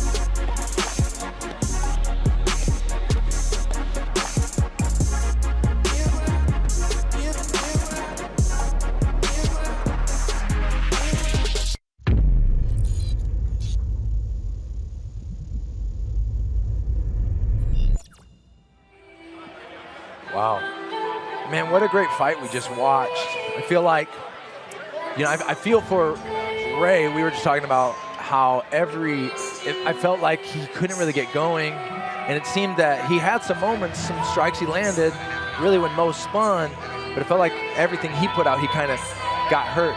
So he's getting hurt with his own offense, getting hurt by his opponent, but it was just very impressive work by Mo. We're looking back at the replay here as he can nose it, he can feel it, and he doesn't stop. Starts to get calculated, boom, boom, boom. And the referee had seen everything he needed to see at that point. I think that everybody involved wanted that one to be done. But here we are now, we're pivoting in. We have Josh Wright. Josh Wright making his way to the cage. Yeah, so before we get into the feast that is the co-main event tonight, we got one last appetizer, and this is like that big sampler that fills you up in its own way. Josh Wright making the trip out here from Montana. Yeah, Josh, he told us that he was a former a champion for Fusion Fight League out there in Montana. You know, he's got a ton of BKFC experience, you know, bare knuckle boxing. You know you're tough if you can get in there and crack with bare knuckles.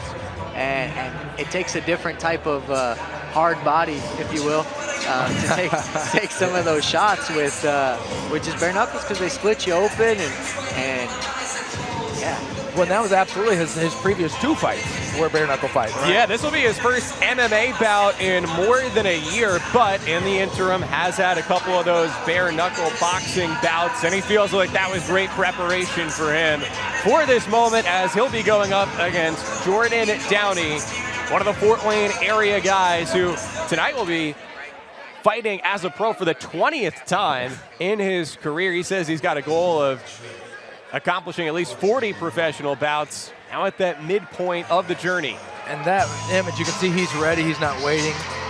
This is somebody, you talk about his opponent having experience in bare knuckle boxing. Jordan is one of those guys who may have, his best home might be bare knuckle boxing. Right. He wants to take his gloves off and fight. He's one of those guys who will regularly come out of a training session or his bouts and say, these guys, they just want to tackle me. And he just wants to stand up and fight. Right. But we see here he's a BJJ purple belt, a Bang Muay Thai blue belt, and he's a proud father. He's a proud father. His son Rock is certainly watching him on pay-per-view at home right now. Yeah. Man, it's just been a pleasure to just know Jordan, just because of how intensive of a guy he is. You know, it just, his energy is great. You know, it's always positive, but it's so intense, and you just feed off of it. Dude, the intensity.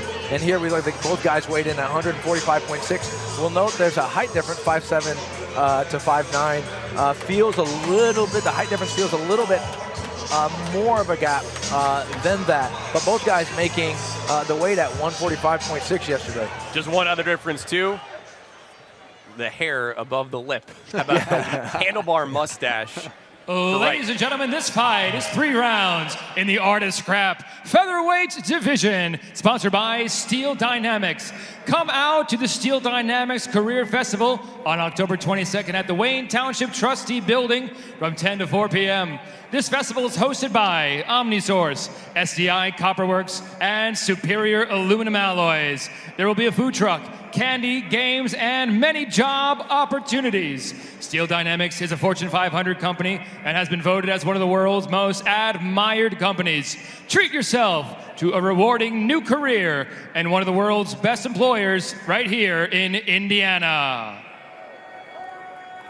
And now, ladies and gentlemen, introducing to you first, fighting out of the red corner, wearing red. He comes in tonight with a record 6 victories, 3 defeats. He stands 5 feet 7 inches tall and officially weighed in 145 1/2 pounds. From Missoula, Montana, Josh Wright. And across the cage, his opponent fighting out of the blue corner, wearing black trunks. He comes in tonight with a record 9 victories, 9 defeats, and 1 contest even. He stands 5 feet 9 inches tall and officially weighed in 145 1/2 pounds. From Fort Wayne, Indiana, Jordan Downey. And your referee in charge, Rob Madrigal. An electric environment inside the Allen County War Memorial Coliseum in Fort Wayne tonight. Here it is, the Prodigy against the Jackal. Wow. Cage is locked. Whew. Jordan always starts fast. And he likes making a firefight. Now they're just standing. Oh. Kicked him right in the head, right out of the gate. Oh, checks his jaw, kick him in the head and punch him. On the resumes for both of these guys, multiple fights of the night, they bring it. And just as he thought he would shoot. Jordan talked about that. But now maybe while they're still dry, he has a chance to really explore some subs. Some subs here while they're dry, but then he's not going to want to hang out down here too long. Stay down here and keep close, but he's cutting an angle, kind of circling out there, see if he can start to tack an arm. Tying the arm up, wants to tie it up. And Josh really acknowledged Jordan's skill. He said that, he said that this was one of the fights that he's looking forward to get him towards the Contender Series. Okay, really respect the skill. Jordan breaks that grip off of his leg, so he's going to want to get out of here, get him off the cage, and get back out there in the middle. We see already Jordan comes right out, kicks him in the head. Now Josh is connecting his hands again, so Jordan bends. Oh! Take it behind the back. He's saying no. He's saying no, he doesn't have it. And Jordan stays on it though. He does. He has the Kimura trap now. He's going to switch to the armbar almost. Jordan has a good armbar. He has wins by triangle, Kimura, armbar, and heel hook in his pro career. Oh, he's extending it. He's extending it. It's in, it's in, it's in, it's in. Oh, he might take that home. It's in, it's so tight. But is he slipping down? He's stacking out of it, but Jordan's got it right on the cup. That arm is compromised. I don't know if whether to tap or not. The arm, tap, it's done. It's done. It's done. That arm is broken. That arm is broken. And we knew he would sub. It went inside that window while it's still dry, and it looks like we have a protest from Josh Wright because I don't know if he tapped. I couldn't see from here. But the arm was compromised. Beautiful fight. Mutual respect for a couple of warriors. For the Jackal, pro fight number 20 is a dub. Wow, and he took a loss, so we know that. In the summertime, he took a loss, and he slid down the regional rankings. He slid down the regional rankings, slid down the local rankings, 8 spots. And I think he came out tonight with a chip on his shoulder. And dude.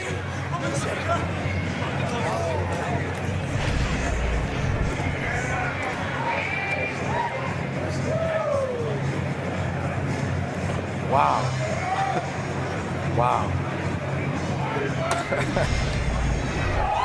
Ladies and gentlemen, your referee, Rob Madrigal, called a stop to the contest at 1 minute, 58 seconds of round number 1 for your winner by submission via armbar, Jordan Downey.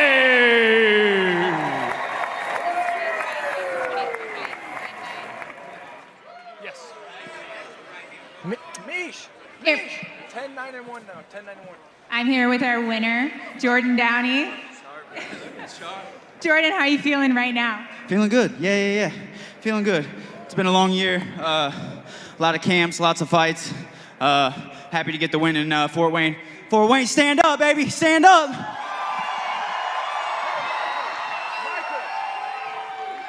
This was your 20th fight as a pro. 20th fight. Tell me a little bit about the journey. What does this fight mean to you? It's been a long ride. You know what I mean? 20 fights. You know, we plan on getting way more than that, but it's been a long year.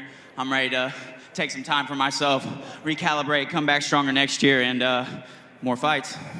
Awesome. Well, congrats on your win. Is there anyone else you'd like to thank? Yeah, I'd like to give a shout out to More Performance, Dustin Moore, good baseball player, even better friend. Shout out to Lee Brothers MMA all day, baby. That's where the best fighters in Fort Wayne train. I didn't get a chance to get anybody on my shorts, but Peyton Kim, Graphic Designs, she's cool. Her design company's awesome. She does great work. St. Joe Center Barbershop giving us all those battle fades, baby, keeping us looking sharp. Appreciate y'all. Have a good night, guys. Let's hear it for Jordan Downey.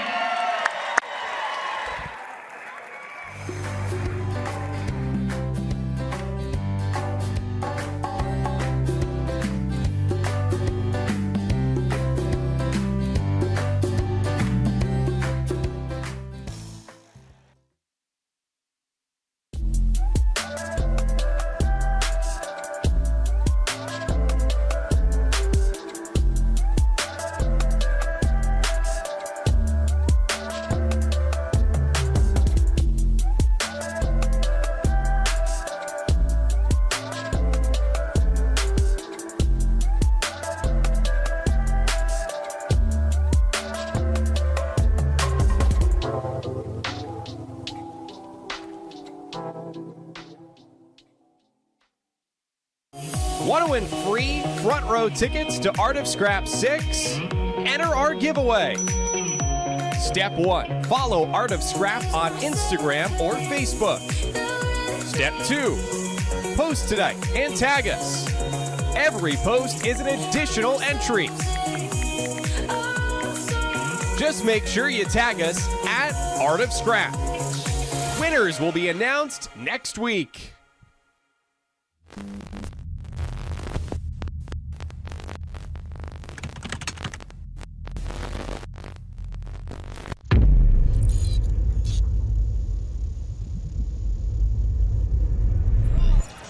Wow. Fort Wayne, Indiana, second largest city in the Hoosier State. There's a look at the MLK Jr. Memorial Bridge, the entryway into downtown Fort Wayne. But tonight, after the fights here at the Coliseum, the place to be is the AOS 5 after party across the street at the Holiday Inn, Purdue, Fort Wayne. See the guy on the screen right there? That's Jacob Kindig. That's who so many fans came out here tonight to see.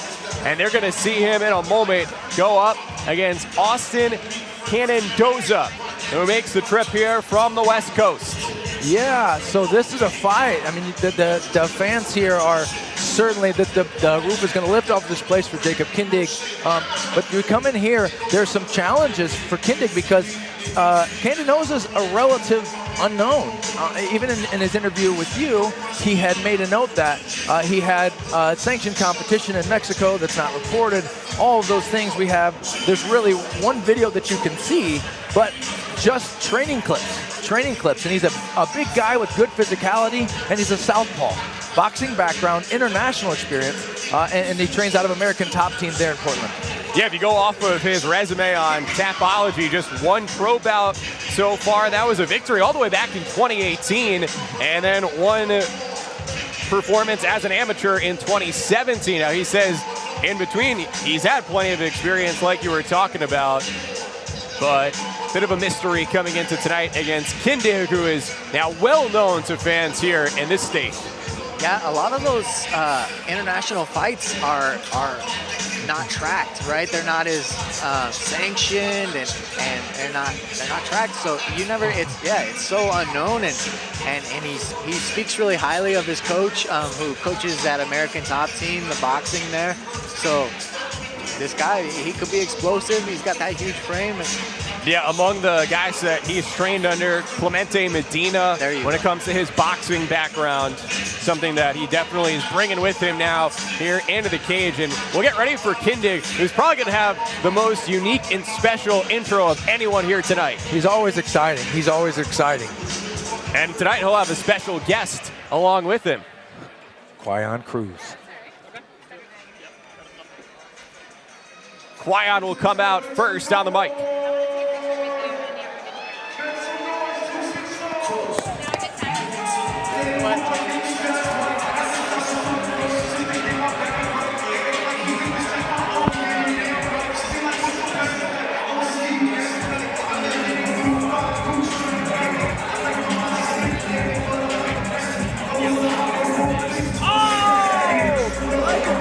Halloween! It is October! Oh! He did it! Halloween, Michael Myers. Boy, it was a lot of intensity at the weigh-in, right? You know, he's looking him up and down. His opponent has a height advantage. And Kindig coming up from lightweight, he makes a big cut from lightweight. Happen to know that he did make a cut of about 12 pounds to get here as well, so about 182. And so for Kindig, we just saw Downey bounce back from a loss with a win. Kindig was just humbled himself during the summer when he was a headliner up in Milwaukee. Yeah, he went up to APFC, a UFC Fight Pass show. He headlined that show, and it was on a baseball field. He felt like he just failed to turn on, to flip the switch, and he's talked a lot about that. So coming back for this is one that's very meaningful for him to get right. Our tale of the tape is presented by iCryo. And so now Kindig back in his home city, the 2-6-0.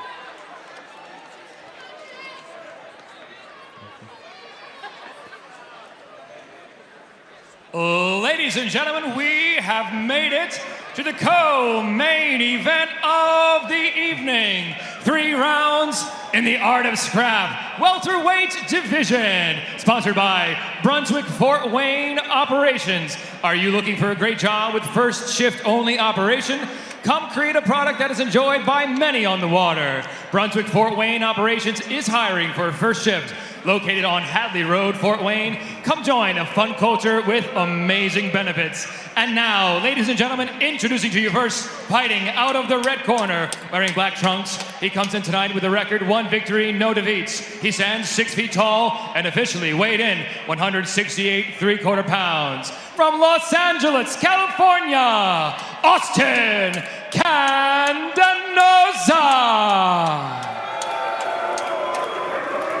And across the cage, his opponent fighting out of the blue corner, wearing white trunks. He comes in tonight with a record 3 victories, 1 defeat. He stands 5 feet 11 inches tall and officially weighed in 169 3/4 pounds. From Fort Wayne, Indiana,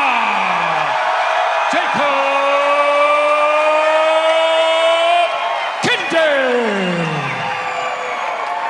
And your referee in charge, Rob Hines. Wow, chills. Chills, a lot of unknown how this fight is going to start. They made an agreement, right, as they were talking in their interviews, kind of back and forth, that they're going to come forward and meet in the middle. Let's see how it goes. Cage door locked. Kindig represents that he's ready. CANDANOZA is ready. They agree, and the fight is on. Oh, he stings him right away. Got that respect. Oh, everything. Oh, he's done! Oh! Oh! Oh, it's done! Oh, Lapsley! The walking highlight lives! The walking highlight lives! Kindig wanted to grapple. He said, I'm going to grapple unless I hurt him first. And that's why people love Jacob Kindig. Kindog does it in less than 20 seconds, and they're on their feet inside the Coliseum. Oh my God. I ripped your shirt. I grabbed Ryan and ripped his shirt. Holy goodness. Wow, the relative unknown, what's gonna happen? What a left hook, right on the chin. Right on the chin, and everything he hit. You know, I think Kindig's a natural welterweight. It looked like he was giving him size. Here we are, boom! It's a hook. Wow. There's the crime That's right, caught on camera. Yeah, you can't break that grip. I'm a black belt. I still have it. Got my lapel, bro. Oh, shoot. Wow. Well, tough break for CANDANOZA. You know, he'll regroup. But I think this was an experience for him. Ladies and gentlemen, your referee, Rob Hines, called the stop to the contest at 17 seconds of round number 1 for your winner by knockout, Jacob Kindig.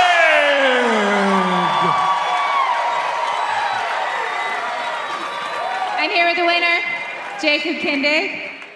17 seconds, huh? Yeah, I've been sick all week, so I had to get out of here pretty quickly. How are you feeling right now? Tell me about this camp. Camp's been great. Last week, the last week, I've had the flu.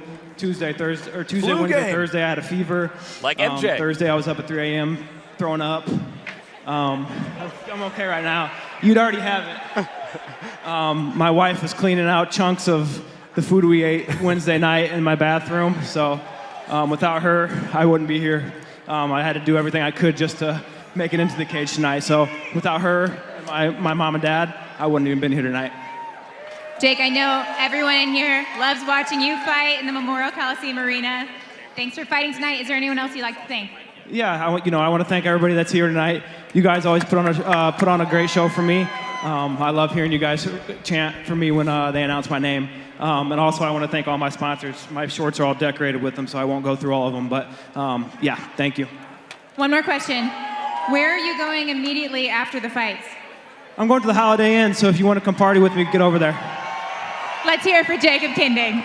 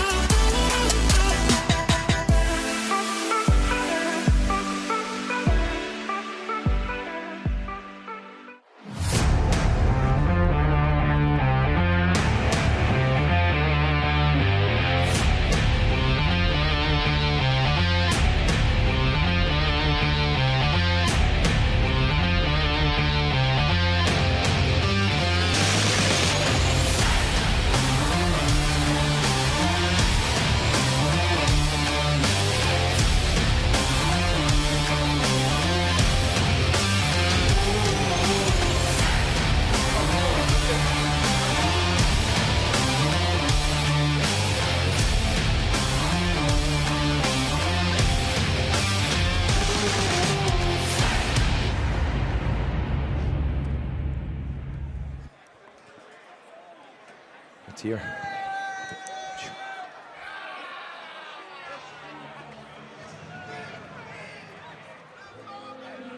Here it is, the main event of Art of Scrap 5. Whew. Lapsley and Huckbody. Man. Insane that we're here. Insane that we're here, and Anthony is about to make his walk. He's about to make his walk after 9 years off. Yeah, what a matchup here in Lapsley, a guy who has been at the top of the sport in UFC. And he's making his walk now in a signature mask for people who are used to seeing him. They see his mask that he's wearing to the cage right now. Guys, that's the back of the line. There's a line a mile long walking out. And look at all of his titles. That's the king of the cage, welterweight world title that's there among the belts that are being carried. And this is a whole line coming out. The Snyder wrestling team is involved. His kids are involved. The sign, Team Deadly. And oh, we have a break in the action. And the walls part. Wait. They clear. Kids there in the aisle may need to clear out of the way because, oh, there's Cobra Rhodes. Cobra Rhodes with a baby in the arm, and here's Anthony Lapsley right now. Making a spectacle. If you see Cobra Rhodes right there, you might recognize him from an arm wrestling movie with Sylvester Stallone. A big part of Anthony Lapsley's come up is Cobra Rhodes. And he's here tonight. He's here tonight holding Anthony's newborn baby. He and his girlfriend Carlista brought a new baby into the world, and here's Anthony right now with that mask. That sort of haunting mask. Oh. Guys, I get chills because I have to say, I have to talk about this. I've had to stay within myself making this match. this is a match. Anthony Lapsley I was a kid coming up, and Anthony Lapsley was training in the area, and I had the opportunity to just start training with him. And we had some amazing experiences training and traveling, doing some things together. I felt like when he said he wanted to come back and fight, I felt like this guy doesn't have anything to prove. He doesn't have anything to prove. He did what he came to do, but he said that I have something to prove to myself. He's a UFC and Bellator vet, coach and trainer, and this is his first fight in 8 years. Yeah, it's incredible, man. Just look at the support, and just wait till this crowd erupts. On cue. The scene. He is not lacking. He's not lacking confidence coming into this fight. No. And I've had an opportunity to see him train and ascend, and there's something different about his mindset coming up through his career. When I would watch him, he was always in those fights that you felt like, okay, technically he's in out of his depth, or this guy's X, Y, and Z, the IQ, the guy's too big, all those things, and he just kept winning. And I think he takes every fight personally, but Colin decided to say, I took out the hometown hero before. That was the thing, right? That started on Facebook. Colin said, hey, I did it already. I'm coming back to take out the hometown hero. It was a little bit under the radar, but Anthony really took that personal. You know, he said, hey, that's cool. And when they showed up for the pre-fight, the media, there was that like energy that Anthony was like, hey, I'm locked onto you. And he told me I'm ready to eat. Yeah, we're thinking, we're just going to do a video, just everybody be cordial. And Anthony was every bit of personal about it. And this, for me, is surreal to see Anthony back in the cage and his foe, who's coming out tonight, Colin Huckbody. It's also surreal to have him back in our cage. Yeah, while for Lapsley, the recipe, his last bout was more than 8 years ago. Meanwhile, young Huck, he's on the up and up. His last fight was in Bellator. Yes, so he came here, he defeated Nick Krause here inside of our cage. It's important to note that Krause was actually one of Anthony Lapsley's students. When he wrestled at Trine University, Anthony Lapsley was his coach. So he comes here, he beats Nick Krause, he makes his debut in Bellator. His first fight is against a guy who is now the middleweight champion. He became frustrated because he said, they're shelving me. And he sent me a direct message on Instagram, and he says, give me a fight, I want somebody good. And this match jumped off the page. I love Colin Huckbody. He's a sweetheart of a guy. He's a number 5 pro middleweight in the U.S. Again, that's probably because of the year layoff. That's why he's frustrated. Layoff of about a year, and he is our current champion. Even though he signed a Bellator, he is our current champion here in the organization. But honestly, he came out here and fought last time. To me, he's an easygoing guy. You know, just very chill, relaxed, positive energy. And then he came out and it's time to perform, and he put on a clinic. The range, he managed the range. He won the grappling. He gave up some takedowns, but always ended up on top. Right. You know, and so he really is coming back with something to prove. He wants this to be like his interview for the UFC. Right. He's very technical. I mean, 28 years old. He's in great shape. You know, comes from a great camp. He's got it. What it takes. They both do. The time has come for our main event at Art of Scrap 5. Now to our ring announcer, Michael Hansen. Oh, ladies and gentlemen, we have arrived at the main event of the evening. 3 rounds for the undisputed Art of Scrap Middleweight Championship. Sponsored by Good Extracts. 1 puff is enough. Also sponsored by Holiday Inn Purdue Fort Wayne, the host of the official Art of Scrap 5 after party. Come hang with fighters, snag a photo or autograph, grab some food and drink, and celebrate right across the street immediately following the show. These bouts are under the statutes and rules of the Athletic Division of the Indiana Gaming Commission. Director Joanna Holland, Inspectors Colin Wegley and Terry House. Our judges tonight are Ed Ochoa, Scott Jones, and Matthew Moore. Our timekeeper is Carson Gaines. Our event physician is Dr. Emilio Vasquez. And your referee in charge of the action of this main event title bout is Rob Madrigal. And so the stage is set, and the fighters are ready to shine. Ladies and gentlemen, for those here at the War Memorial Coliseum in Fort Wayne, Indiana, and for those watching on pay-per-view around the world, it's showtime, baby!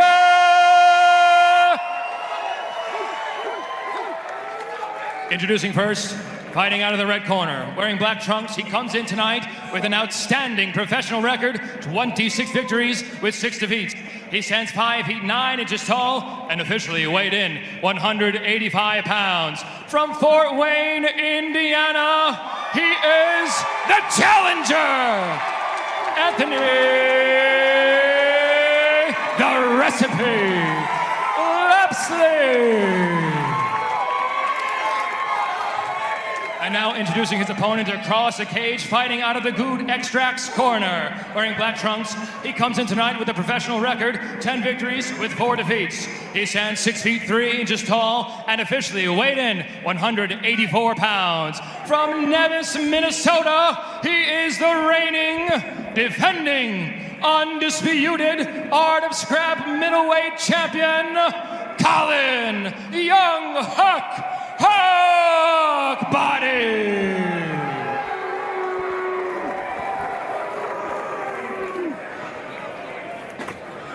All right, gentlemen, you can protect yourself at all times. Obey my commands at all times. Just fight hard, fight clean. If you want to touch gloves, do it now. Back up and we'll get started. This has all the feels of a huge fight. Right. Both guys have a lot on the line. The tension is here. It's the main event at Art of Scrap 5 in Fort Wayne. The pro middleweight title bout. A belt is on the line. No touch. Time to fight. Oh.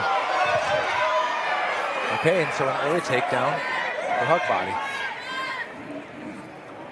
Kind of a tie-up. He's trying to stuff that butterfly hook, walk around with side control. Yep. And he's got that knee there, and so the heels start happening. How about that little strike everywhere jiu-jitsu? Where half guard is a good place for him to be. I really like the posted up leg by Huckbody that's kind of just shutting down the heel steps a little bit. And it allows you to get more gravity on your ground and pound. Yep. So there's like an effort here to pass that leg, pass to the side. And Anthony can't stay here. That's a crucifix position. And a turn, side control here for Huckbody on top. Crowd gets involved. And Anthony reaching for a grip to control that hand so he can't punch. At this point, what you're looking for on the top is you don't want to allow contact to the head where you can start to like club the head, grip it, and just put your weight on top. So Anthony's going to look to come up kind of out of the back here is what he wants to do. Trying to get a look at the back, keep that arm. So he's grabbing at a Kimura grip, but that slips out. And now he just is trying to control that wrist, stop the work. I think Colin has that arm trapped in the bottom side arm. Oh, no. Yeah, came clear. Now Anthony reaching for that, but he's got to be careful because Huck has a lot of head-arm triangle finishes there. So now he's got his shoulders to the cage. He wants to stand if he can. So now Anthony coming back up. But very smart by Huckbody to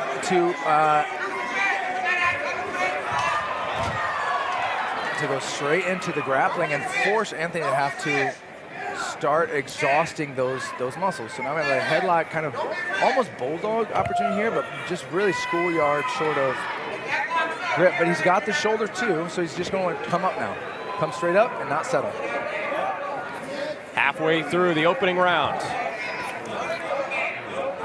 Colin's just following really well. Yep, and Anthony needs to, okay, so if he's going to be here, he's got to come up. He's got a tripod. He can't stay on his knees.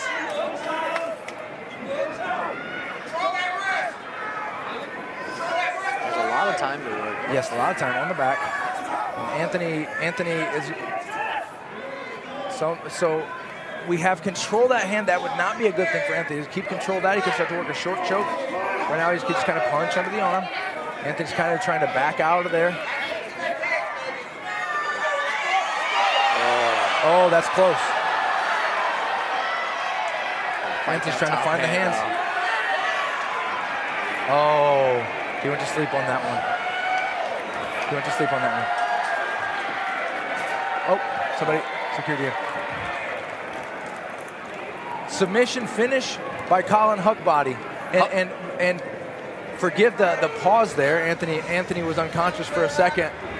But submission finish by Colin Huckbody, and he retains his middleweight title.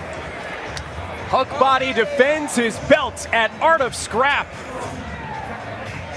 And he hopes next stop, Bellator again. Wow. If not, eyes on the UFC. Wow, really impressive. Honestly, there was Anthony brought a bunch of pressure out of the gate, threw a big punch, tied up, went for a throw that's been successful for him a lot. Huck countered it, similar to what we saw him do against Krause, and then it was just about top position at that point. It's hard to throw those taller, Yes, lankier it is. guys like that. They got so much more leverage. Put Colin right on the back. Advances the back, just very clean jiu-jitsu, and locked it in. It was a beautiful choke, and he retains the title. And honestly, for him, he said this was his interview for the UFC. Right. I want to interview for the UFC. I want them to see me fight a guy from the UFC who's been there, who's done that. Right. And so for him, now here's the next part of your interview. It's actually your interview. Yeah. Ladies and gentlemen, our referee, Rob Madrigal, called a stop to the contest at 3 minutes, 14 seconds of round number 1. For your winner by technical submission via rear naked choke, and still the undisputed Art of Scrap middleweight champion, Colin Young Huckbody.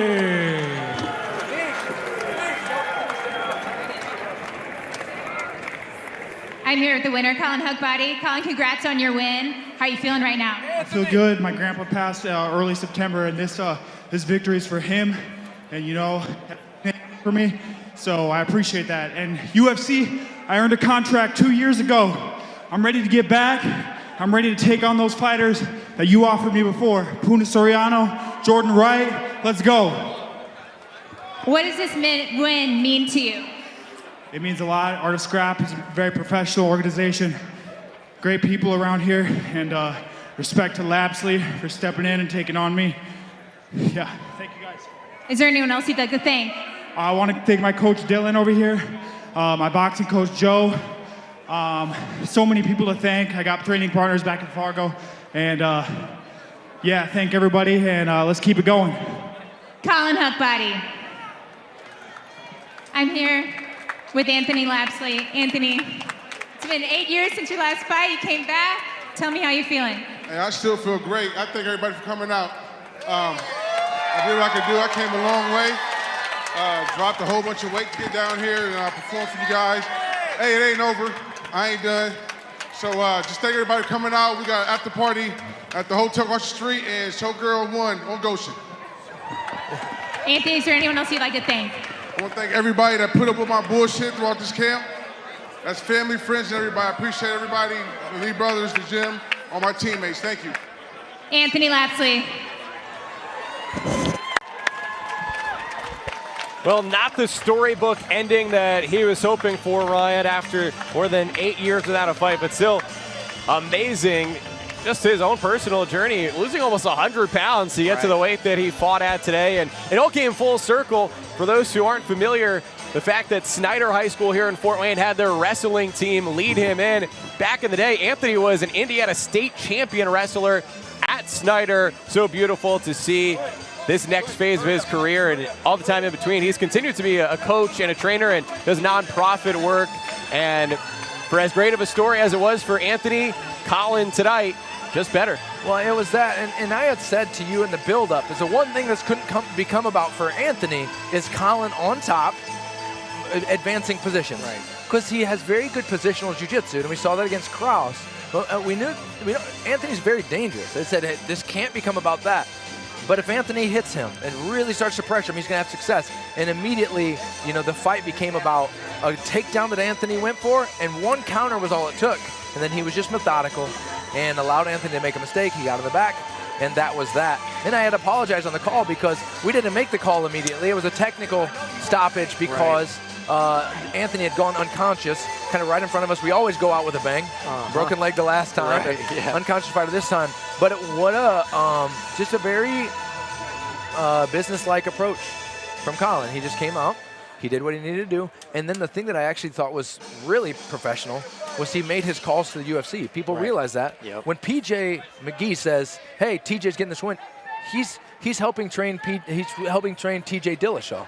Right? TJ Dillashaw is his training partner. When he makes those calls to the UFC, those are contracts that were offered to him in the UFC, and he turned them down because he felt like it wasn't ready. Now he's saying, hey, I made a mistake. Call me up, UFC. I want to go do that, and I thought that was a really impressive move. And a few years later, right? A few years later. So, I mean, he made the wise decision to withhold himself then, but he's like, hey, I'm ready now. Yeah, and Bellator shelves him after he loses to an incredible opponent. And he's just upset. Once again, ladies and gentlemen, join us right across to go the street get fights at the so I Holiday can Inn get Purdue looked at by the Fort Wayne, UFC. the host of the official Art of Scrap this 5 after party. Come on and hang out with us in the fighter, sign a photo or an autograph with one of your favorite athletes, grab some food and drink, and celebrate with us right across the street at the Holiday Inn Purdue We've got Fort some Wayne exciting news right to look now. forward to in a moment, but before we get to that, what a night here again as Art of Scrap continues to grow. It's amazing the course that it's taken.